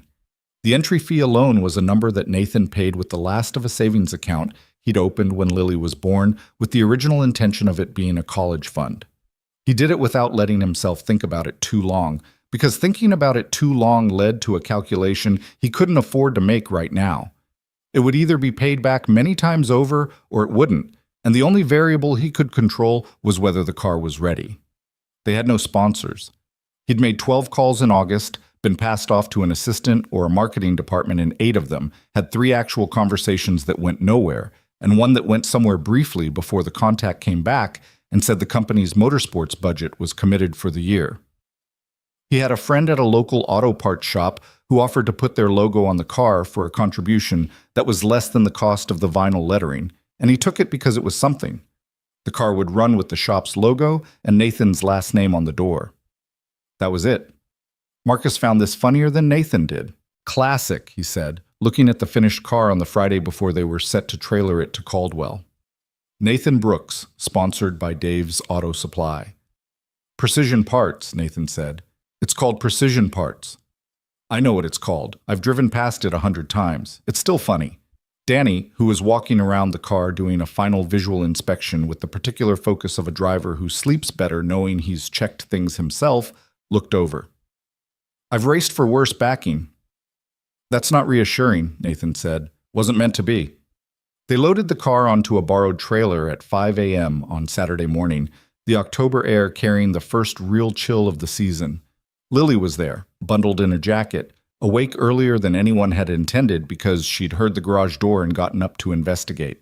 She stood in the driveway drinking the hot chocolate Mrs. Carver had made her, watching the loading process with the serious attention she gave to things she understood mattered to her father. Is that the car you built? She asked Nathan when the loading was nearly done. The engine, he said. Marcus helped with the rest. She looked at it for a long moment. The car wrapped in transport covers, loaded on the trailer, the logo of a local auto parts shop on the door. Is it going to win? Nathan crouched down to her level. She was 7 now, had been 7 since June, and somewhere in the past year she'd started asking questions that deserved better than simplified answers. I don't know, he said, but it's the best I know how to build. She thought about that. Is the best you know how to build good enough? I think so. I really think so. She nodded. Okay. She held out her hot chocolate. You want some? He took a sip. It was too sweet the way she liked it. Yeah, he said. Thanks. She took it back. Drive safe, she said very seriously, as if she were the adult in this scenario and he needed reminding. Marcus, overhearing from the back of the trailer, made the cough sound again. Caldwell Raceway was a mid-sized regional facility. Not glamorous, not a television venue, but the real infrastructure of motorsports. Proper pit lane, timing equipment, technical inspection bay, grandstands that held a few thousand people when full, which on a regional racing weekend they usually weren't. The paddock had the organized chaos that Nathan associated with race weekends. Teams setting up, crew members moving equipment with the purposeful urgency of people who have done this before and know exactly how much time they don't have. Holcroft Motorsports had a setup that announced itself without trying to. 2 matching transporters, a full crew and matching team gear, hospitality tent, timing equipment that was almost certainly more sophisticated than Caldwell's own. Their cars were prepared to the kind of finish that came from proper budgets and professional fabricators, clean, aggressive, the aesthetic of money competently applied. Nathan pulled the trailer into their assigned paddock space, which was on the far end of the lane, and the 3 of them, Nathan, Danny, Marcus, stood for a moment looking at what they'd driven past on the way in. Don't look at their stuff, Danny said. I'm not comparing. You are. Stop. Danny turned toward their trailer and started unloading equipment. Our car runs what it runs. Their car runs what it runs. The results tell us what we need to know, and looking at their budget doesn't change anything. Marcus picked up a toolbox. He's right. I wasn't going to say anything, Nathan said. You had a face, Marcus said. What face? The one you make when you're doing math that isn't going well for you. Marcus started toward their pit space. Come on, we've got a car to set up. Technical inspection passed without significant issues. There were 3 items the officials wanted reviewed, all of which were resolved within an hour, which Nathan took as confirmation that the car's build, whatever else you could say about it, was fundamentally sound. The inspector spent an extra few minutes looking at the engine, not with suspicion exactly, but with the focused attention of someone who hadn't seen this configuration before. Custom unit? The inspector asked. Yes? Homologation paperwork's in order. He looked at it a moment longer. Interesting architecture. Thank you, Nathan said. The inspector moved on. Nathan breathed. The 4-stage format at Caldwell worked on aggregate time. 4 separate races over the 2-day event, each 12 laps around the 2.4-kilometer circuit, combined time, determining the overall winner. Day 1 was 2 stages. Day 2 was 2 stages. You could have a bad first stage and recover if the car and driver held together across the distance. You could also lead comfortably through 3 stages and lose on the last one if something failed. It was a format that rewarded consistency as much as peak speed, which was a format that, if Nathan's efficiency numbers were right, was exactly the format they should want. He told Danny this on Friday evening, sitting in their modest team setup. 2 folding tables, a laptop, the data equipment Nathan had brought in a case he'd bought secondhand online. I know what the format rewards, Danny said. He was eating a sandwich, looking at the track map Nathan had printed. I've raced here before. I know, 3 years ago, 4. And I finished second in stage 3 and DNF'd stage 4 when the gearbox let go. He said it without particular emotion, the way you report facts about things that happen to a slightly different version of yourself. Different team, different car. Point is, I know the circuit. What I'm saying is that we shouldn't try to be fastest in stage 1. We should run the engine in its efficiency window. Nathan, Danny put the sandwich down. I know. You want me to run the middle RPM range for the first 8 laps of each stage and build through the final 4. I know. We've talked about this. He met Nathan's eyes. I have to trust you on the engine. You have to trust me on the race. Nathan closed the laptop. Fair. One more thing. Danny picked up the sandwich again. Holcroft's number 7 car. That's their pace car. Dawes is driving it. He's aggressive on the opening lap and he'll try to box out anything he doesn't recognize. Don't ask me to back off from him. I'm not going to ask you to back off from anyone. Engineers sometimes ask drivers to back off from situations that look dangerous from the pit wall but are actually fine from inside the car. I'll try not to do that. Good. Danny finished the sandwich. Get some sleep. You look terrible. I've been awake since 4. Sleep. Nathan slept after a fashion. He woke up twice and lay in the dark of the cheap motel room staring at the ceiling, running numbers that he'd already run. This was the thing about the gap between calculation and proof. Even when you were as certain as he was, there was a space that certainty couldn't fully occupy. The space that only ran on real evidence from the real world. Morning came gray and cool, a high overcast that diffused the light without threatening rain. The paddock was alive by 7, and by 8 the grandstands had a modest early crowd. The people who showed up before it got crowded because they genuinely loved the thing, not the ones who came for the atmosphere. Nathan had one person he'd told about the race. He'd called Diane Okafor on Tuesday and told her the date and the location and that the engine she'd helped save was going to run at Caldwell Regional on Saturday. He hadn't asked her to come. She was still at Meridian, and the dynamics of that were what they were. He'd just told her. She'd been quiet for a moment and then said she'd try to watch the timing feed online if she could find one. He hadn't called anyone else. He hadn't told Sandra. She had Lily for the weekend, which he was grateful for, because if Lily were here, she would have wanted to be in the pit lane, and the officials would not have allowed that, and the negotiation alone would have consumed an hour. He hadn't publicized it. The only people who knew Nathan Brooks was at Caldwell with an engine nobody had heard of were the 3 of them and Diane and the 7-year-old who had told him to drive safe. Stage 1 went off at 10 a.m. Danny qualified the car 7th out of 14, which Nathan thought was exactly right. Visible, but not the kind of prominent that invites aggressive attention. Holcroft's 2 cars qualified 1st and 3rd. The field was the mix that regional racing always was. 2 or 3 genuinely fast professional-grade setups, several competent semi-professional operations, and a handful of enthusiast-level teams whose drivers were good, but whose cars were not really in the same conversation.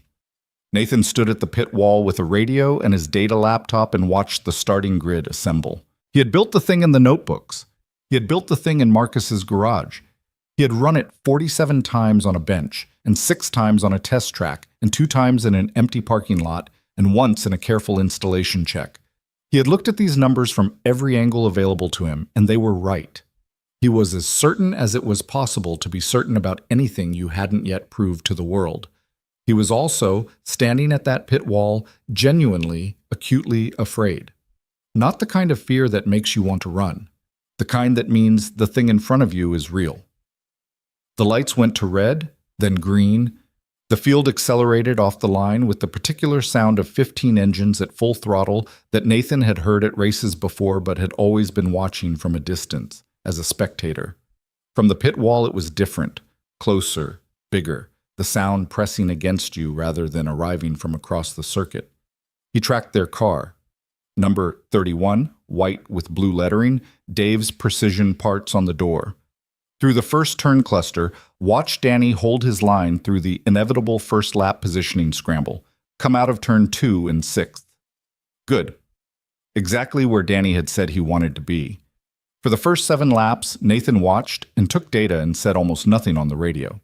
Danny was running the engine in the middle range the way they'd discussed, managing fuel, staying out of incidents, letting the race settle into its rhythm. Holcroft's cars were running 1-2 at the front, a comfortable half-second between them and the third-place car. The field was stratifying the way racing fields always did, the fast cars pulling forward, the mid-pack settling, the backmarkers beginning to get lapped in their future. On lap 8, Nathan looked at his data. The engine was exactly where it was supposed to be. Every metric consistent with Stage 3 bench testing, consistent with the test track sessions, running clean and even, and with none of the thermal degradation signature that he'd been watching for and had now confirmed wasn't coming. The efficiency curve was holding. While Holcroft's cars had been pushing hard since lap 1, their data, which Nathan couldn't see directly but could model from publicly available information about their power unit, suggested they would start giving back performance around lap 9 or 10. "Danny," he said into the radio. "Yeah." "Lap 8. You're free." A 2-second pause. "Copy that."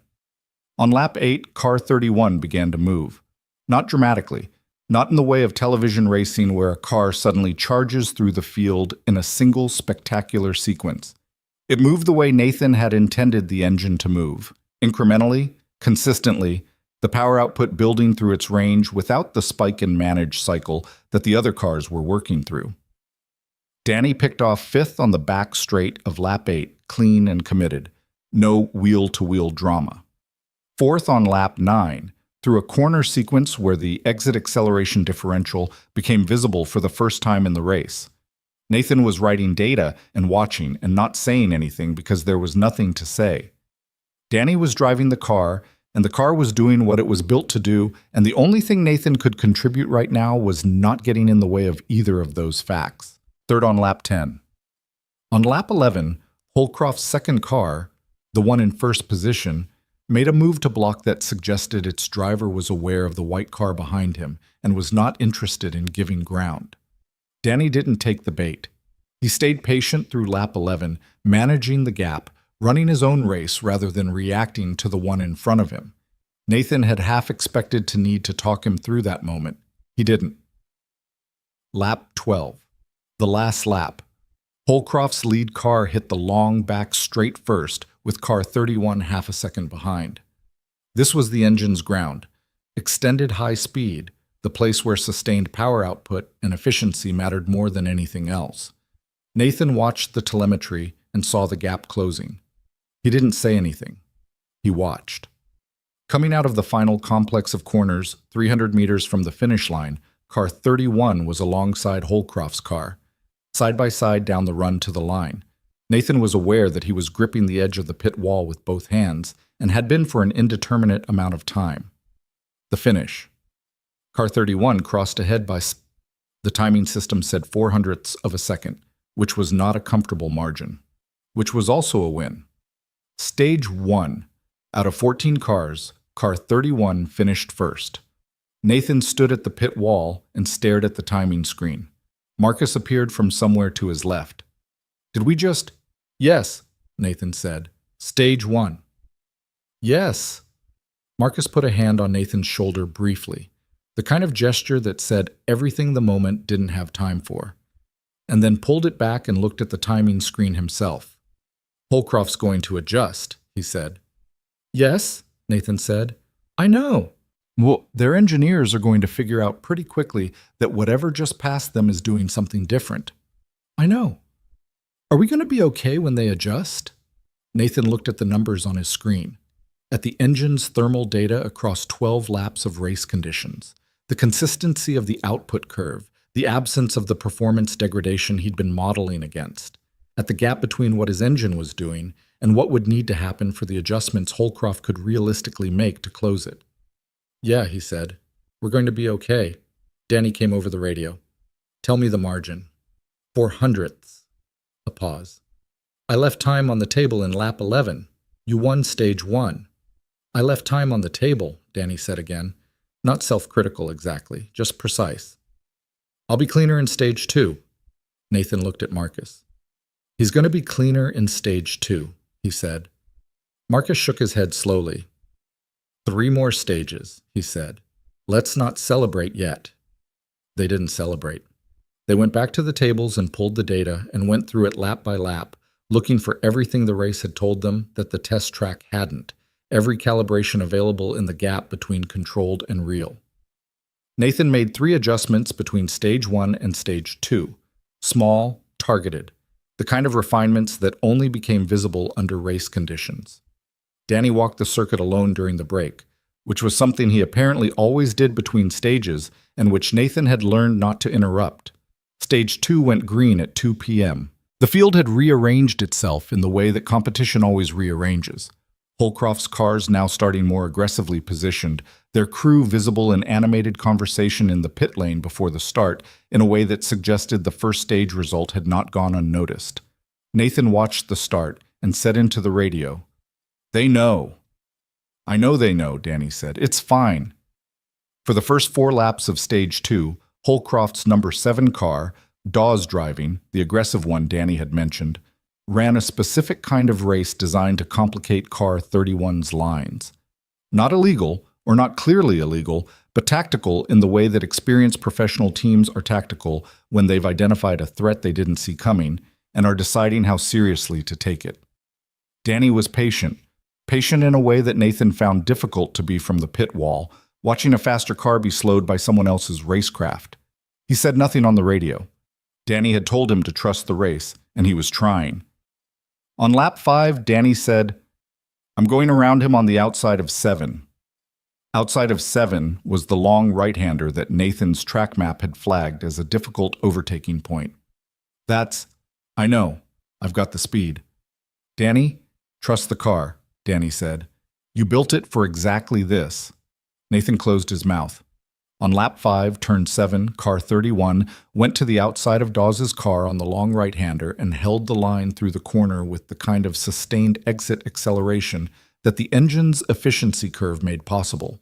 Not a spike, not a gamble on a moment of power, but a held building push through the full arc of the corner that Dawes's car couldn't match because his power unit was already giving back what it had spent. It was not a close move. By the time they were through the corner, there was clear air between them, and by the end of the straight there was a gap. Nathan looked at the data. "Clean," he said into the radio. "Told you," Danny said. Stage 2, car 31, first place. Margin over second, 3.5 seconds. By the time they were packing up for the day, other teams were looking at them. Not with hostility, exactly. Regional racing didn't have the corporate edge of the top-level stuff, but with the particular attention that gets directed at the unknown quantity that has just announced itself in unavoidable terms. Someone came over from a midfield team to ask about the engine in the straightforward way that racing people sometimes approach things they were curious about, and Nathan answered politely and briefly and did not provide details. That evening in the motel, Nathan sat on the bed with his laptop and the day's data spread around him and felt something he hadn't expected to feel. Not triumph, which would have been premature, but a specific quietness, the kind that comes from a long period of uncertainty resolving into evidence. The numbers had said the thing would work. Now the thing was working. The distance between those 2 points had been almost 3 years of his life. He called Lily before bed. Sandra answered and handed the phone over with the minimal exchange of parents sharing custody logistics. "Hi, Daddy." Lily's voice was sleepy. "How was the race?" "Good," he said. "We're in the lead." "I knew it," said with complete, uncomplicated certainty, as if this had never been in question. "What's for breakfast tomorrow?" He almost laughed. "I don't know yet. Get something good." A pause. "I made you another drawing, the car. I'll put it on the garage wall when I get home." "Okay." Another pause, longer. "I'm going to sleep now."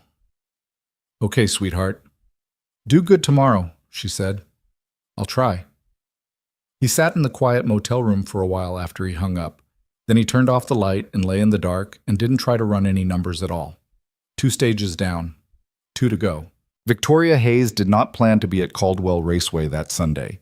She had planned to be in her office, which was where she spent most Sundays, working through the stack of financial modeling and contract documentation that never fully cleared no matter how many hours she put into it. Meridian's restructuring was 18 months in and showing real results, costs stabilized, 3 new contracts signed with mid-tier regional teams, the bleeding stopped, if not yet reversed, into something that could be called growth.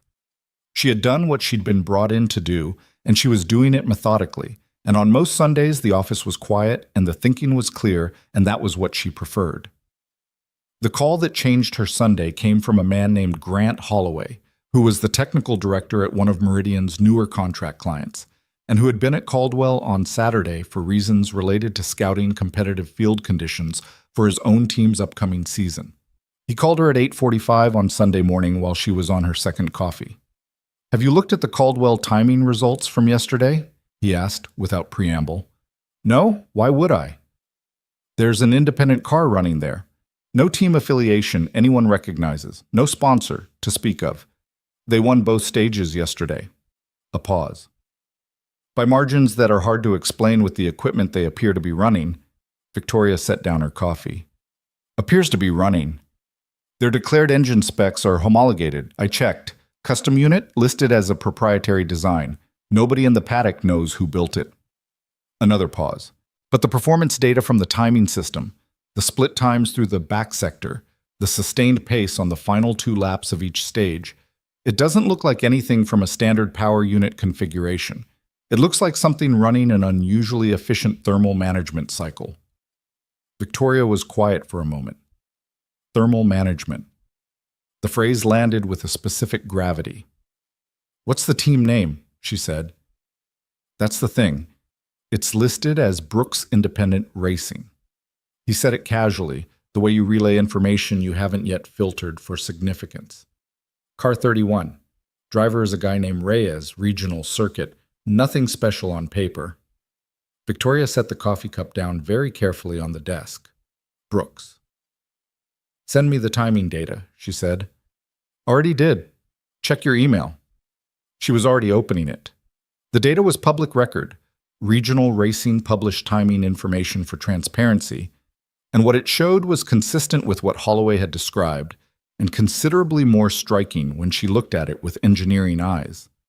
The split times through Sector 3, which was the high-speed extended section of Caldwell's circuit, told a specific story. Car 31 was not fastest through Sector 1, where raw acceleration off the start determined position. It was not fastest through Sector 2, the technical midsection. But through Sector 3, on every single lap of both stages, it produced numbers that were not just competitive with Holcroft's factory-prepared cars, but exceeded them. Not by a dramatic margin, but by a consistent one that didn't diminish over lap distance the way every other car in the field did. She looked at that consistency for a long time. She had spent 3 years in technical consulting at a Formula One adjacent operation before Vantage Capital. She understood power units. She understood the particular fingerprint that different engine architectures left in timing data.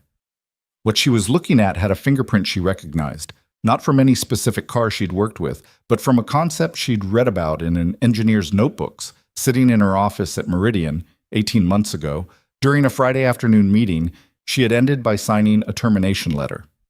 She closed the laptop. She opened it again. She looked at the data one more time. Then she got in her car and drove to Caldwell Raceway. She told herself on the drive that she was going for professional reasons, competitive intelligence. If there was genuinely novel engine technology operating in her market segment, understanding it was part of her job. This was a reasonable position, and she held it for most of the 90-minute drive, and she almost believed it. She arrived at Caldwell at 10:40, parked in the public lot, walked through the public entrance because she had no paddock credential and hadn't thought to arrange one. The grandstands were modest, maybe 1,000 people for the Sunday sessions, the kind of crowd that regional racing drew, knowledgeable and quiet compared to the big venues. She found a position near the pit lane fence where the view of the paddock was reasonable and pulled out her phone to cross-reference the paddock layout with the car number. Car 31. White with blue lettering, far end of the paddock lane. She found it from the fence line before Stage 3 went to grid. It was exactly as described. A spare minimal operation, no transporter, just a trailer, 2 folding tables, basic equipment, 3 people. One of them she didn't recognize, stocky, moving around the car with the confident efficiency of someone mechanical. The driver she could identify from the helmet in his hand. And the third one, standing at the tables, looking at a laptop, his back partially toward her. Even from this distance, across a paddock, she knew the posture. She had hired Nathan Brooks. She had managed him for 4 months. She had sat across a conference table from him and watched him try to make the case for something he believed in absolutely. And she had watched the careful way he held himself when the answer wasn't going his way, the specific controlled stillness of a person who has learned not to show too much. She knew that posture. She stood at the fence and looked at him for a moment. Then she looked at the car, the white car with the modest logo and the engine she had called a fantasy, and the timing data that was sitting in her email telling her something she did not yet know how to feel about. Stage 3 went to grid at 11 a.m. She found a spot in the grandstands where she could see both the pit lane and the main straight. She had never been particularly interested in watching racing for its own sake. She followed it professionally, attended events when her work required it, but she was not a fan in the emotional sense of the word. She watched races the way she read financial statements, for information, with discipline, not with attachment. Stage 3 changed that, at least temporarily. She watched car 31 qualify third on the grid and thought, conservative. She watched the start and saw it hold position through the first lap chaos and thought, patient. She watched laps 2 through 7 and tracked its movement through the field with the timing data on her phone, cross-referencing what she saw with the numbers and understood with increasing clarity what she was watching. The engine was doing what Nathan had said it would do. The efficiency curve was real. The sustained performance through the final laps was real. It was not a fluke of the first day. It was a system behaving consistently the way its designer had intended, in race conditions, against professional competition, and it was working. On lap 9, car 31 moved to second position. On lap 10, it was behind Holcroft's lead car. On lap 11, it passed it. Victoria sat in the grandstand and watched car 31 pull away in the final laps of stage 3, with the particular sensation of someone watching a proof they had previously rejected being demonstrated in front of them. It was not comfortable. She was not the kind of person who experienced discomfort without acknowledging it to herself, even when acknowledging it was unpleasant. She had been wrong, not about the financial logic. The financial logic of her decision had been sound given the information she had and the mandate she was operating under. But she had said the words, "I believe you believe that," and she had meant them as a careful distinction between Nathan's conviction and what she was willing to credit as objective reality, and the timing data said, without ambiguity, that Nathan's conviction had been warranted. Stage 3, car 31, first place. Aggregate lead over the field heading into stage 4 was now substantial. She went down to the fence again during the break between stages. She was not sure what she intended. She told herself she was going to observe. She told herself she was going to make a professional assessment of what she was seeing and take it back to her work at Meridian and figure out what, if anything, it meant for the company's competitive positioning. She watched the far end of the paddock through the fence. She could see Nathan at the tables, going through data with the driver. Reyes, who had the specific contained energy of someone at the end of a sustained effort who was not letting himself feel it yet. She could see Marcus working on something at the rear of the car. She could see the three of them talking, and she was too far away to hear any of it, but she could read the body language of people working well under pressure. And what she saw was a unit that trusted each other. She had fired the man who built that engine, and he had gone to a friend's garage and built it anyway. She thought about that for a while. Stage 4 went green at 2 p.m. The field by this point had a different quality than it had on Saturday. The other teams understood what car 31 was, or at least understood what it was doing, and the racing around it had the quality of competition that is clarified into direct conflict. Holcroft's 2 cars ran a more coordinated strategy in Stage 4, clearly having had a team conversation during the overnight break about how to manage car 31's pace. It was not unsporting, exactly. It was the kind of professional response that well-funded teams made when confronted with something unexpected. But it was pressure, and it was visible. Lap 1, lap 2. Car 31 running fourth, surrounded, the Holcroft cars ahead and behind in a formation that was making clean air hard to find. Victoria found herself watching with both hands on the fence rail, which she noticed and found mildly embarrassing and did not stop doing. On lap 3, there was contact. Not severe, not the kind that brings out flags. But Holcroft's trailing car made a move into a braking zone that was more optimistic than it had any right to be, and the result was a tap on car 31's rear quarter that sent it briefly wide, losing the line through the corner, dropping to 6th as 2 cars came through on the outside. Her breath stopped for half a second. Car 31 held it. Danny Reyes, whoever this person was, this driver she'd never heard of, controlled the slide with the precise, unhurried correctness of someone who had been in worse situations and knew how to be calm inside chaos. He lost positions, but he didn't lose the car, and he didn't lose the engine, which was what mattered most in an aggregate competition. On the radio, she couldn't hear the radio, obviously, but she could see Nathan at the pit wall, and she could see the way he stood when car 31 came out of the incident upright.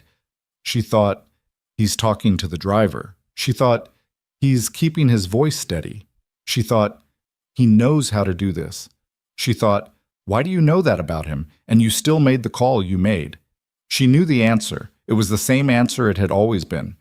The financial reality of Meridian in January of last year had not been invented. The margin had been real. The risk had been real. She had made the decision she was paid to make with the information available to her, and she would make it again in the same circumstances. And it was also true that she had been looking at a man with something extraordinary in his notebooks and called it an expensive distraction. Both of those things were simultaneously true, which was the hardest kind of thing to hold.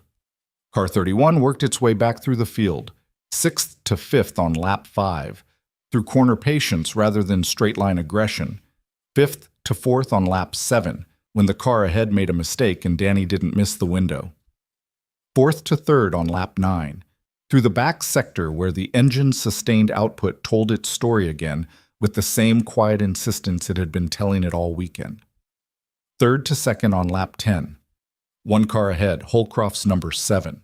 Dawes, who had been in the lead since lap 2 and had been running a controlled, disciplined race, the kind that a professional with a fast car runs when he's trying to win on competence rather than risk. Laps 11 and 12. Victoria watched them run the final 2 laps of the stage, of the event, of everything Nathan Brooks had spent almost 3 years building toward. She watched car 31 close the gap through the back sector of lap 11, running out of room before the finish line. She watched lap 12 begin with Dawes aware of the car behind him and driving accordingly. Not dirty, but committed, the way professionals drive when they mean to win. Into the final corner sequence. 2 cars, the gap 0.3 of a second, the run to the line.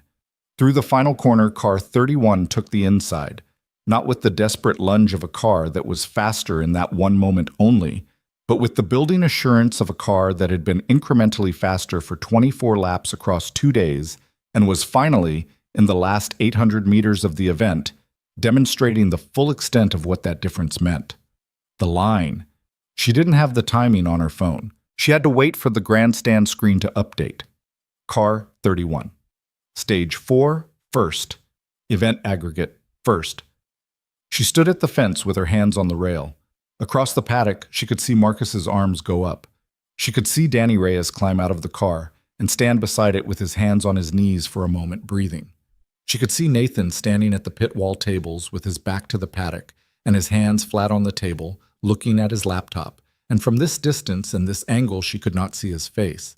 She went to the paddock gate and asked an official if she could get access to speak with someone in car 31's team. The official looked at her clearly professional attire, and checked her ID, and after a brief radio conversation, said yes. She walked the paddock lane toward the far end. Nathan was aware of the win the way you're aware of something enormous that hasn't fully become real yet. Present, substantial, occupying the space where certainty used to be impossible.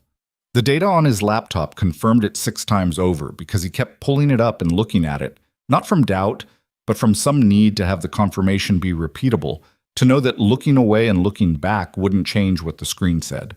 Danny had come over and they'd shaken hands, which, given the nature of what they'd built together over 4 months, felt somewhat insufficient, but Danny was not a man who did theatrical moments, and Nathan respected that. Marcus had hugged him, briefly and firmly, the hug of a 22-year friendship, understanding this was one of the moments it had been carrying the weight of. 17%, Marcus said, into his shoulder. We haven't signed anything yet, Nathan said, but when we do, 17. We'll argue about it after. You said we'd argue after, and I'm noting the after has arrived. Nathan pulled back and looked at him. Let me have 10 minutes before the negotiating starts. Marcus held up his hands. 10 minutes. Danny had gone to cool down and do the post-stage requirements. Signing, the brief ceremony, the handshakes with the other top finishers that were part of the format. The paddock around them had the specific energy of an event that had produced an unexpected result. People moving with slightly more purpose than usual, conversations happening in clusters, the particular alertness of a community that had seen something it didn't have a framework for yet. Nathan was looking at the efficiency data from Stage 4, the full picture of the engine's thermal management across the entire event, 48 laps of race conditions, the curve holding from first lap to last with the consistency he'd modeled and argued for and been told was a fantasy. When he heard someone stop behind him, he turned around. Victoria Hayes looked in the afternoon light of a paddock she hadn't planned to be in, like someone who had made a decision to be somewhere and was now experiencing the full weight of having arrived. She was wearing the clothes of someone who'd driven somewhere without changing first, not her usual professional standard.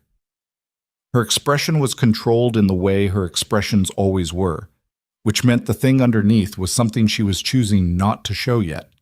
Nathan looked at her for a moment. He had imagined this in a distant way, the way you sometimes imagine future conversations with people who have defined a difficult chapter. He had not imagined it happening here, in the paddock, 4 hours after the race. He had no prepared version of this encounter. "Victoria," he said. Just her name. Neutral. "Nathan." She looked at the laptop, at the car, at the minimal operation of 2 tables and borrowed equipment that had just won a 4-stage regional event. "I drove up this morning. I saw the Saturday timing data and She stopped, restarted. "I wanted to see it myself." "Okay." "Both stages today.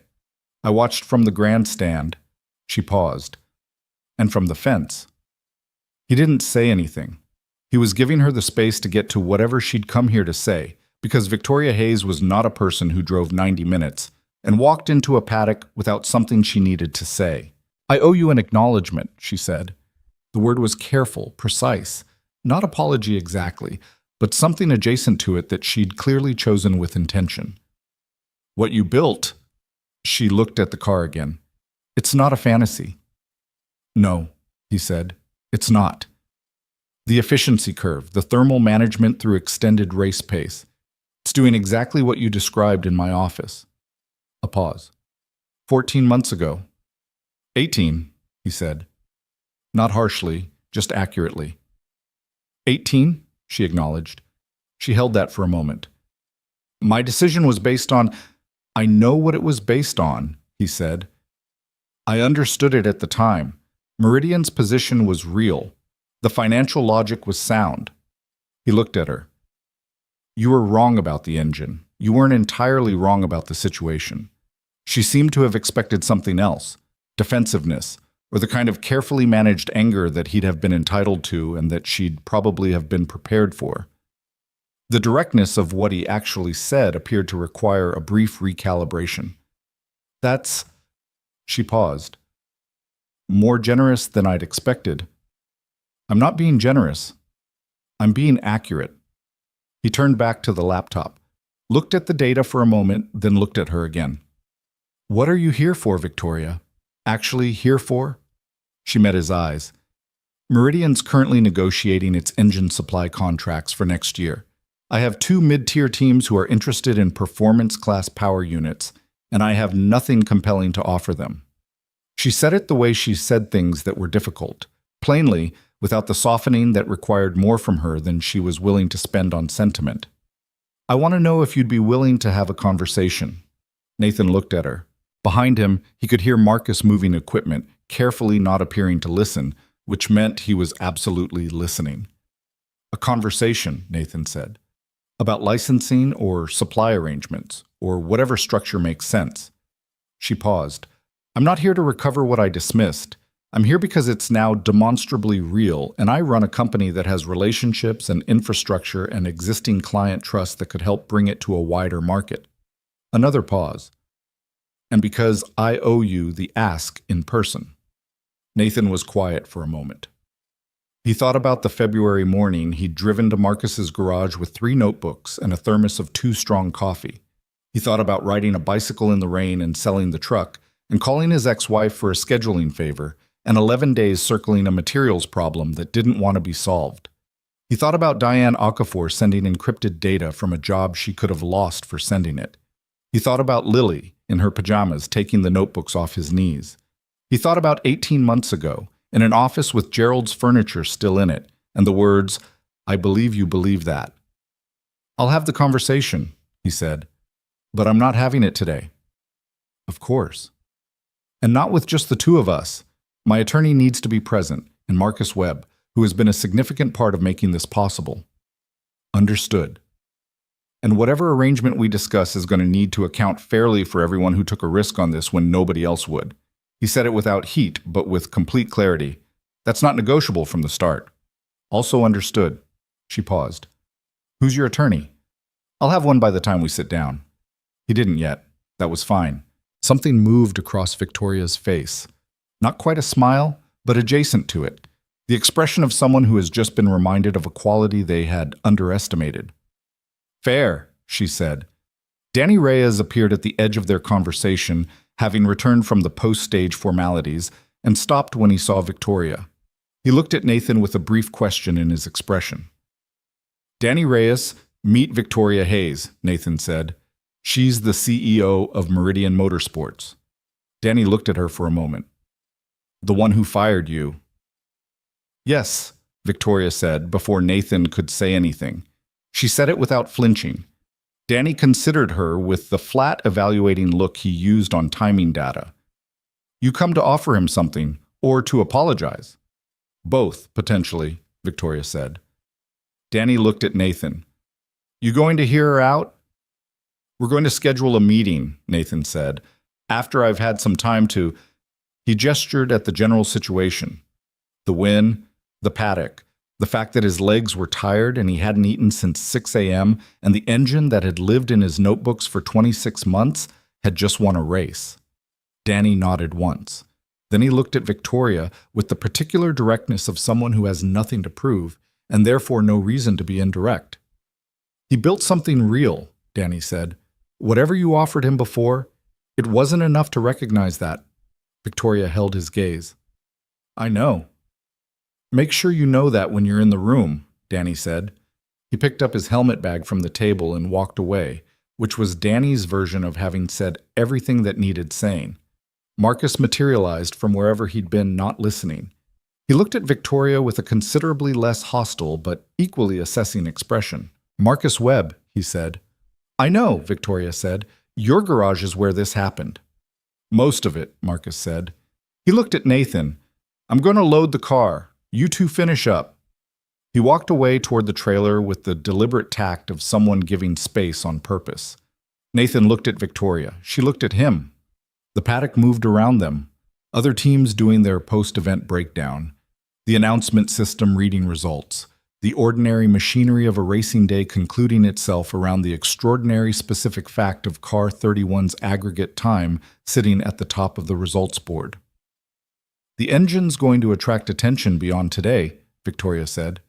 Regional racing results travel. Other teams' technical people will look at this data and start asking questions. I know. You're going to need more than a friend's garage and a borrowed trailer to manage what comes next. I know that too. He looked at her. I've known what this engine was for 3 years. I had time to think about the next steps. She nodded. She seemed to be deciding whether to say something else. Nathan. She said it with slightly more weight than she'd been carrying the name. I looked at your notebooks in January, before I made the call. I stayed an hour after that meeting and read through what you'd shared. She paused. I understood more of it than you'd have expected. He looked at her. That he hadn't known. And, he said, and I thought the core concept was genuinely interesting. More than I said. I was managing a situation where genuinely interesting wasn't a category that had value in that moment. She held his gaze. I want you to know the dismissal wasn't from ignorance. I understood what I was dismissing. He held that for a moment. He wasn't sure if it made it better or worse. He decided it made it something else entirely. Not better or worse, just more complete. More true. That's actually harder to hear, he said.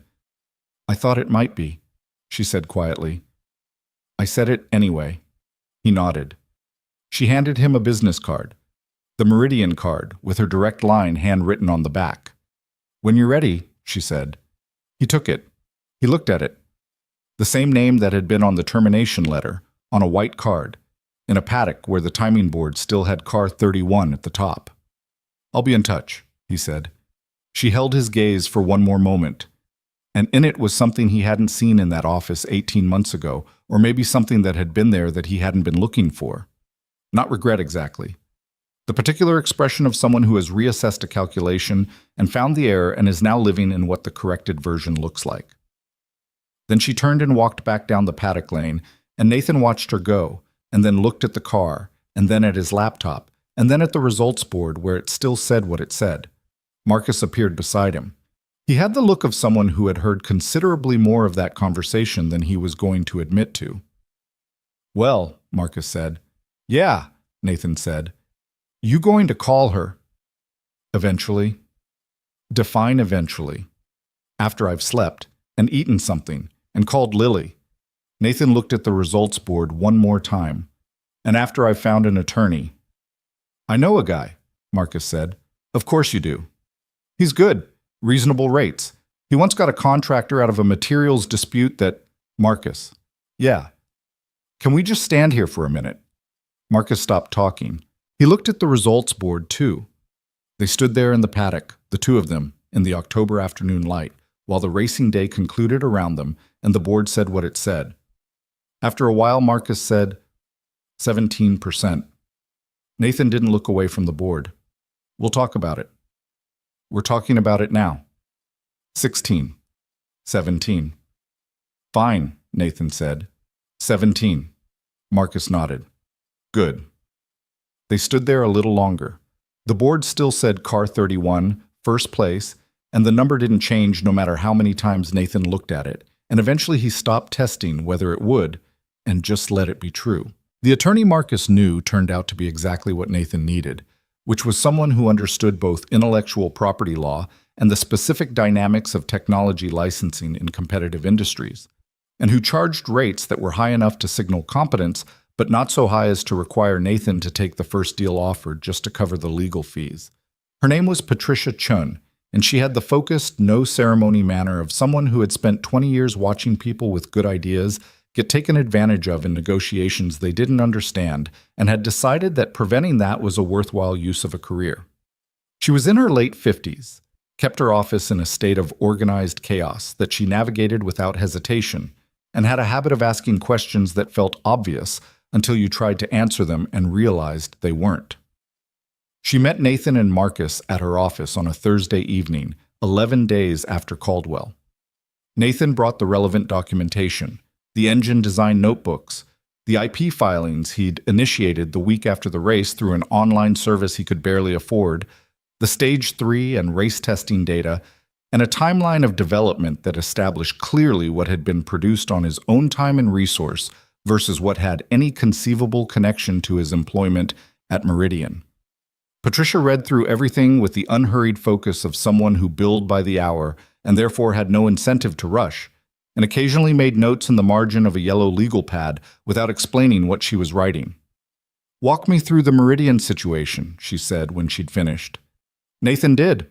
He was concise about it. The timeline, the meeting with Victoria, the termination, the IP review that Meridian had conducted, and the outcome of which he'd received in a letter 2 months after his departure, stating that the project had been developed substantially outside company time and resource, and that Meridian was not asserting proprietary claim. He set that letter on the desk. Patricia read it. "They let it go." "Yes. That's notable. Either they genuinely reviewed the timeline and concluded you were clean, or they made a practical decision that pursuing it wasn't worth the cost and publicity of the fight." She set the letter down. "Either way, it works in your favor." "The timeline was genuine," Nathan said. "I was careful about it." Being careful and being able to prove you were careful are the same thing in a legal context. She looked at him. "Which you were, based on this." She tapped the documentation. "Now, tell me about Victoria Hayes' approach at Caldwell, exactly what she said." He told her. Patricia wrote on her legal pad, "And she's the one who initiated contact." "Yes. She came to you, in your territory, after watching the results." "Yes." Patricia looked up. "Good. That's a meaningful negotiating position. You're not asking for anything. She is." She set the pen down. "Now, what do you actually want from this? Not what you think you can get. What do you want?" Nathan thought about it. He'd been thinking about it for 11 days, in the margins of everything else, while driving Lily to school, while running Stage 3 data for the 4th time, While lying awake at 2 a.m., the way he'd been doing for so long, it had started to feel like a personality trait. "I want the engine in competitive racing," he said, "properly resourced. Not a garage operation. Real development, real testing, real teams." He paused. "I want to stay involved in the technical development. I'm not interested in licensing the design and disappearing. Ongoing technical involvement. Yes, it's my design. The refinements are going to require me. Revenue structure. Royalties on licensing, not a one-time buyout. An equity in any dedicated entity formed around the engine." He paused. "And two specific provisions that aren't negotiable. Marcus Webb receives a formal stake in any commercial arrangement, defined before we sign anything. And Diane Okafor—" He stopped. He'd been thinking about how to handle Diane carefully. "There's someone who contributed critical technical data to the project at professional risk to herself. I want to find a way to recognize that structurally." Patricia looked at him. "You're going into a negotiation for a potentially significant commercial deal, and your first two non-negotiables are about other people." "Yes." She held his gaze for a moment. "Okay, we can work with that." She picked up the pen again. "Now let me tell you what Meridian is going to want and where we push back." The first meeting with Victoria happened 12 days later in a conference room at a neutral location. Not Meridian's building, not Nathan's lawyer's office, but a business center Patricia had used before for exactly this kind of thing.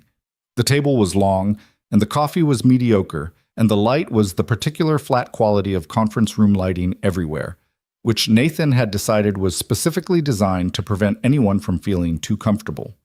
Victoria came with Meridian's general counsel and a technical director Nathan didn't recognize. Nathan came with Patricia and Marcus, who sat with his arms folded and the expression of a man who had ridden a bicycle in the rain for months and was now sitting across from the woman who'd been a proximate cause of that and was prepared to listen before forming a definitive opinion. The first meeting was, as first meetings of this kind almost always are, a structured exchange of positions that left everyone more informed and nothing resolved. Victoria's opening position was reasonable, a licensing structure with Meridian as the exclusive regional distributor of Ember-equipped power units. Nathan retained as technical advisor at a defined rate, revenue sharing at a percentage that was fair but not generous. Patricia declined it politely and laid out a counter that was structured differently in ways that mattered. Ongoing royalties rather than a fixed licensing fee, technical involvement defined as co-development rather than advisory, equity stake rather than salary for the ongoing work, and the Marcus and Diane provisions stated plainly on page 2 of the document. Victoria's counsel read through it. Victoria read through it without expression. "The equity component," Victoria said. "You'd want equity in Meridian or in a separate entity." "Separate entity," Patricia said.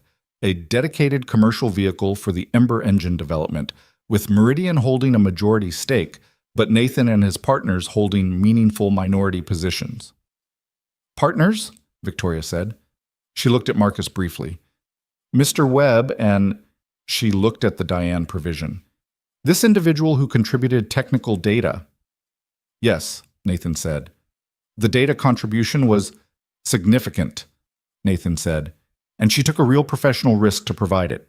That matters to me." Victoria looked at him for a moment. He wasn't sure what she was reading in his face, but he wasn't trying to manage it. He'd decided before coming into this room that he was going to be exactly as direct as he always was and let the result be whatever it was. "I'll need to understand the exposure on the data contribution," Victoria's counsel said. "If it involves proprietary Meridian testing data, it involves data from testing that established a flaw in a project Meridian had not formally claimed," Patricia said. "The IP review letter establishes clearly that Meridian did not assert rights over the Ember project. Testing data related to that project falls outside proprietary protection under those same terms." She slid a copy of the legal argument across the table. "We can litigate this question if necessary. I don't think anyone in this room wants to do that." Victoria read the argument. Her counsel leaned over and they exchanged a few quiet words. "No," Victoria said, "we don't want to litigate it." She looked at Nathan. "The provision for Ms. Okafor. What are you envisioning?" "A defined stake in the new entity. Small, but real. and a standing offer of involvement in the technical development if she wants it. He paused. She's good. She'll be useful. Victoria was quiet for a moment. Then, Meridian would need to manage the optics of a current employee holding equity in a separate entity built on a project she contributed to outside her employment scope. That's a Meridian internal problem, Patricia said, not our negotiating concern. I understand that, Victoria said, and she wasn't annoyed, just precise. I'm flagging it as a complexity we'd need to resolve before signing, not a reason to decline it. She looked at Nathan again. You're consistent, I'll give you that. I'm accurate, Nathan said. I told you the engine was real. I'm telling you these people are owed for what they put in. She held his gaze. Noted. The second meeting was 3 weeks later. The third was 2 weeks after that. Patricia called this pace efficient for a deal of this structure, which Nathan translated as, it could be worse. He spent the intervening weeks working, back at Marcus's garage, running refinements on the engine design that the Caldwell race conditions had surfaced, the ongoing work of a design that was proven but not finished because real engineering was never finished, just iterated toward better. He also spent those weeks living. Not in the dramatic, transformed way that a certain kind of story would require, where a victory clarifies everything, and the person on the other side of it becomes a version of themselves that the difficulty had been concealing. Life was not like that, and Nathan was a person who had spent enough time inside difficult stretches to know that what came after them was not transcendence but continuation, the ordinary material of days resuming at slightly different coordinates. He took Lily to a school event on a Wednesday evening and sat in the gymnasium watching her class's presentation about weather systems and felt something uncomplicated and warm that had nothing to do with engines or racing or negotiations. She spotted him from the stage and gave a small, restrained wave. She was 7, and waving at your parent from the stage was fine, but you couldn't make it seem like a big deal. And he waved back in the same register, and that small exchange was one of the better moments of the fall. He called Diane. He'd texted her the Caldwell results immediately after the race, and she'd responded with a single line. That's your number. I knew it. Which was the most Diane thing she could possibly have said. Now he called her to tell her about the negotiations, about the provision in the proposed entity structure with her name on it. She was quiet for longer than she usually was. Nathan, she said, it's a small stake, but it's real. And there's an offer of involvement if you want it. I could lose my job at Meridian over the data. I know, Patricia has structured the legal framing to limit that exposure, but I know it's not zero risk. Another silence. Does Victoria know it was me? Yes. And she's still agreeing to the provision. She's in the process of agreeing to it. She hasn't fought it the way her counsel initially flagged. Nathan paused. I think she understands that the data contribution was what made the race possible, and I think she's recalibrating some things. Diane made a sound that might have been a short laugh. That must be a strange experience for her. I think it is, he paused. Are you interested? In the involvement? A long pause. Ask me again when the ink is dry, Diane said. But yes, probably yes. He hung up and sat in the kitchen for a while. The deal closed on a Tuesday morning in December, 8 weeks after the first meeting.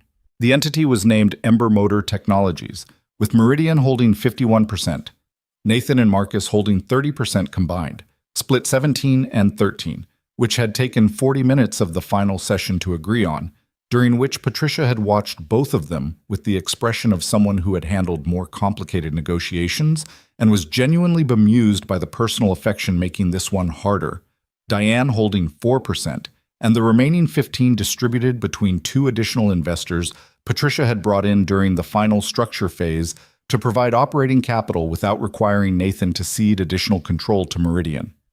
It was not the deal Nathan had drawn in his head in his best imagining of it. It was better in some ways, and compromised in others, which was what real deals were, and Patricia had told him going in to measure success by whether the core things he'd identified as non-negotiable survived intact, not by whether every number matched his ideal. The core things survived. Marcus signed his section of the documents with a pen he'd brought from the garage, which was the kind of detail that Nathan would remember for a long time. It was a perfectly ordinary pen. Marcus hadn't brought it on purpose. It was just the pen that was in his jacket pocket, which happened to be from the garage. Nathan noticed it and didn't say anything and thought that this was exactly right. Diane was patched in by phone for her signature section, having arranged a notary on her end. When her portion was complete, there was a brief moment where everyone in the conference room could hear her breathing on the line. "Congratulations," Patricia said, to the room generally. "Thank you," Victoria said. She was looking at Nathan when she said it, which seemed to be directed more specifically than the room at large. He looked back at her. "Thank you for coming to Caldwell," he said. She considered that. "I almost didn't." "I know. I'm glad you did." She nodded once. It wasn't warmth, exactly. Victoria Hayes was not a warm person by architecture, and he didn't need her to be. It was something more durable than warmth, the mutual recognition of two people who had been in an honest conflict and had arrived somewhere real on the other side of it. That was enough. That was actually more than enough. The first full development contract under Ember Motor Technologies was signed with a regional team called Hartfield Racing in February. The second followed 6 weeks later with a team that competed at a level above the regional circuit, which required performance documentation that Nathan and Diane, who had accepted the involvement offer and given her notice at Meridian in January on her own terms, spent 3 weeks producing with the particular satisfaction of people who have been waiting to do something properly and now have the resources to do it. The early months of Ember as an operating entity were not smooth. This deserves to be said plainly because the alternative, the version where success arrived and the difficulties resolved themselves in the warm aftermath of vindication, would be a different and less honest story. The manufacturing ramp-up had complications. A supplier relationship fell through in March and required a 6-week scramble to replace. There was a disagreement between Nathan and Meridian's technical director about the testing protocol for the Hartfield installation that went several rounds before Patricia helped structure a resolution that neither party loved and both could live with. Nathan and Victoria had 2 conversations that were genuinely difficult, not hostile, but honest in the way that business relationships can be when the underlying history has weight, and both people are too direct to pretend otherwise. In one of them, she told him that she thought he was being inflexible about the testing protocol out of protectiveness rather than technical necessity, and she was right, and he acknowledged it after a day of being annoyed about it. In the other, he told her that Meridian's marketing framing of the engine was presenting it in a way that understated the technical complexity to make it more commercially digestible, and he needed that to change because the teams buying it deserved to understand what they were getting. She changed it. They were never going to be friends. He understood that and made his peace with it, and found that the peace was genuine rather than just resigned. What they were was something more specific and more useful. 2 people who respected what the other brought to a shared table and had learned, through the specific education of conflict and renegotiation, how to work around the places where they didn't see the same thing. Diane proved to be exactly what Nathan had told Victoria she would be: good and useful, and in possession of the particular quality that made her indispensable to the development work: the ability to look at a problem from the data side and the practical engineering side simultaneously, to find the things the numbers were saying that intuition might miss. She and Nathan worked together with the specific friction of 2 people who challenged each other's assumptions and were both better for it. She kept her hair in the same practical style and her desk in the same scrupulous order and communicated in the same short, precise sentences, and Nathan found her presence in the work steadying in a way he couldn't fully articulate. Danny Reyes continued to race. He drove an Ember-equipped car in 3 regional events in the following season and won 2 of them, which was the kind of track record that started generating its own attention. He was not effusive about what the arrangement meant to him. He was Danny Reyes. He was not effusive about anything. But he called Nathan after the second win on a Sunday evening and said, "The engine's better than it was at Caldwell." "We've made some adjustments since October," Nathan said. "I can feel them." A pause. "You did good work." From Danny, who measured his words the way some people measured expensive ingredients, that was a significant statement. "You drove it," Nathan said. "Somebody had to." He could almost hear Danny's version of a smile, which expressed itself as a slight flattening of the voice rather than warmth. "I've got an inquiry from a team running at the national circuit level. They want to know about the engine." Nathan sat up. "What team?" Danny told him. It was not a top-tier team, but it was national circuit level, which was a different conversation than regional, and the fact that they were asking meant the Caldwell results had traveled further than the regional timing board. "Tell them to call Patricia," Nathan said. "Already sent them the contact," Danny said. "Just wanted you to know first." Nathan sat with the phone after he hung up, in the kitchen of the apartment that was still the same apartment, with the same layout and the same secondhand furniture, except that the second bedroom was now organized rather than chaotic, the notebooks stacked neatly rather than spread across every surface, because the thing they contained had stopped being a secret kept from the world and become a thing the world was starting to know about. Lily was doing homework at the kitchen table. She'd turned 8 in June and had developed strong opinions about the organizational inadequacy of her classroom's book storage system, which she had shared in detail with her teacher and subsequently with Nathan over dinner on multiple evenings. She was, as Marcus had predicted, going to run something someday, and the entity she ran was going to be highly organized and slightly surprised by how organized it was. She looked up from her worksheet. "Was that about the engine?" "Yes." "Good news or thinking face news?" "Good news." He put the phone down. "There's a team at the national level asking about it." She processed this. "Is that bigger than the race you won?" "It would be." "Yes." She nodded, returning to her worksheet with the same equanimity she applied to most of the engine news, which was the equanimity of a child who had watched her father work towards something for most of her conscious life and had developed a long view about it. "Cool," she said. "Cool," he agreed. He watched her work for a moment. The small frown of concentration she got, the way she erased something and wrote it again more carefully, the absolute seriousness she brought to the worksheet that was, he could see from across the table, about fractions. She had his chin and Sandra's eyes and some third quality that belonged entirely to herself, still forming, not yet fully visible. He thought about the man he'd been 26 months ago, sitting in a parking lot after the second bank visit, staring at a steering wheel. He thought about the bicycle in the rain and the fever notebooks and the 47th engine run. He thought about Marcus showing up with beer and Diane sending encrypted data, and Danny rolling out from under a chassis and asking to see the Run 47 data. He thought about all the particular, unrepeatable things that had to happen exactly as they did for the engine to be what it was. He did not feel triumphant. He felt something more complicated than that and more durable. The specific satisfaction of a person who has tested something they believed in against the hardest available evidence and found out it was real. Not perfect. Real. There was a difference, and the difference mattered. His phone buzzed. "Marcus. National Circuit Team reaching out. Danny told me." "This is it." Nathan typed back. "Maybe. Patricia's handling the contact." Marcus. "Stop being careful. This is it." Nathan looked at the message.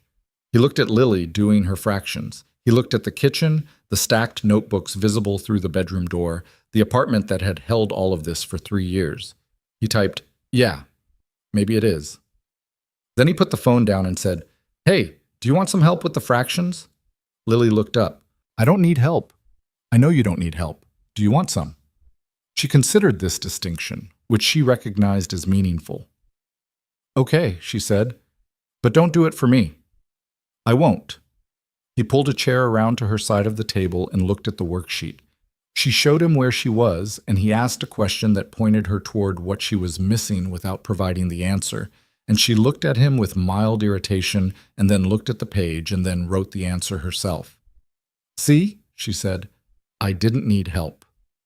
"Right," he said. She went back to the worksheet.